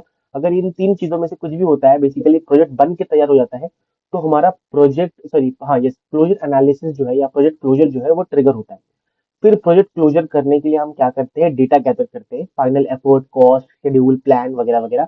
डिफेक्ट डेटा को हम यहाँ पे डेटा को क्या करते हैं, डिफेक्ट डेटा को हम अक्रॉस द पेजेस प्लान करते हैं। रिस्क लॉग देखते हैं, टीम फीडबैक क्या था सर्विस के थ्रू, हम वो जानते हैं, डेटा कलेक्शन हो गया हमारे पास। क्लोजर मीटिंग एक पर्टिकुलर वर्कशॉप या फिर मीटिंग होता है जिसमें हम ये डिस्कस करते हैं क्या सही हुआ, क्या सही नहीं हुआ, है ना, क्या सही हुआ, क्या सही नहीं हुआ, एंड क्या अलग तरीके से हम कर सकते थे, क्या बेस्ट प्रैक्टिस हम यूज करें स्टैंडर्डाइज करने के लिए, लेस एक्यूरेट या फिर मोस्ट एक्यूरेट कैसे हम करें। फिर आता है क्लोजर रिपोर्ट, एक प्रोजेक्ट समरी हमारे पास बनता है, वेरिएंस एनालिसिस हम करते हैं, लेसन्स क्या हमने लर्न किया वो हम यहाँ पे डिसाइड करते हैं, रिकमेंडेशन फॉर द ऑर्गेनाइजेशन की हम क्या ध्यान में रख सकते हैं जिससे हमें और भी ज्यादा इंप्रूव कर पाए। Administrative closure, release the resources, close the contract and purchase order, जितना भी ऑर्डर था या फिर कोई कॉन्ट्रैक्ट हमने साइन किए थे उस सबको हम रिलीज करेंगे, क्लोज करेंगे। रिसोर्सेज जितना भी हमने यूज किया था उसको हम रिलीज कर देंगे। तो ये पूरा हमारे पास यहाँ पे स्टेप्स है, trigger, data collection, closure meeting, closure report and administrative closure, है ना। इसमें हम रिसोर्सेज को रिलीज करेंगे। तो ये एक केस स्टडी है जो कि आप गो थ्रू कर सकते हो। एक ई कॉमर्स वेबसाइट है, ई कॉमर्स प्लेटफॉर्म हम बना रहे हैं, जिसका एस्टिमेटेड हमारे पास यहाँ पे 12 मंथ का शेड्यूल है और 3 करोड़ का बजट है और 25 लोगों की टीम है। तो किस तरीके से हम कोकोमो 2 लगाएंगे या फिर एस्टिमेशन फेज में क्या करेंगे, प्रोसेस मॉडल चॉइस में हमारे पास क्या होगा, जिसे स्क्रम मॉडल हम यूज करेंगे क्योंकि आइटरेटिव मैनर में प्रोटोटाइपिंग फॉर यूआई हमारे पास होगा, तो इसलिए हम आइटरेटिव मैनर में करेंगे। रिस्क क्या क्या आ सकती है, रिस्क रजिस्टर हम बनाएंगे एक, है ना। और यहाँ पे हम लास्ट में फिर मॉनिटरिंग द रिजल्ट्स, क्या क्या रिजल्ट्स आई हमारे पास वो मॉनिटर किया, और क्लोजर एनालिसिस जो कि मैंने आपको भी बताया, क्लोजर एनालिसिस करके हम खत्म करेंगे। ये कुछ एमसीक्यूज हैं जो कि आप अपने कॉलेज एग्जाम्स के लिए अगर एमसीक्यू पूछा जाता है तो आप गो थ्रू कर सकते हो, जिससे आपका फायदा होता है। And this is all about today's topic and chapter of software project management. हमने जितना भी टॉपिक था अच्छी तरीके से सारे टॉपिक्स को कवर किया है, साथ ही साथ मैंने सारे डायग्राम्स यहाँ पे डाल दिए इस पीडीएफ में, आप इसको गो थ्रू कर सकते हो। एंड इसी के साथ दोस्तों हमारा ये जो है टॉपिक और ये पूरा सब्जेक्ट जो है सॉफ्टवेयर प्रोजेक्ट मैनेजमेंट का, वो यहीं पे समाप्त होता है। इससे पहले हमने पार्ट 1 और पार्ट 2 दोनों मिला के आज जो है सॉफ्टवेयर प्रोजेक्ट मैनेजमेंट को पूरा अच्छी तरीके से A to Z खत्म किया है, including all the topics and chapters. तो अगर दोस्तों आपको मजा आया हो इस वीडियो में, please hit the like button right away. जितने भी टॉपिक्स हमने आज कवर किए हैं, अगर किसी को देखना है कि कौन से टॉपिक्स हमने कवर किए हैं, तो वो डिस्क्रिप्शन चेक कर सकता है। डिस्क्रिप्शन में आपको वो सारे टॉपिक्स मिल जाएंगे जो कि हमने आज की वीडियो में कवर किया है। तो अगर आपका सेमेस्टर एग्जाम्स में या सिलेबस में वो टॉपिक मैच कर रहा है तो आप वो पढ़ सकते हो, राइट। एंड ऑल्सो दोस्तों अगर आपको वीडियो में मजा आया हो, कुछ भी सीखने को मिला हो, हिट द लाइक बटन, अपने दोस्तों के साथ इस वीडियो को शेयर कीजिए, जिससे वो भी इस वीडियो का फायदा उठा पाए। And yes that's it for my side. Thank you so very much. हम मिलेंगे ऐसे एक धमाकेदार सब्जेक्ट में, तब तक के लिए thank you so much. Bye bye.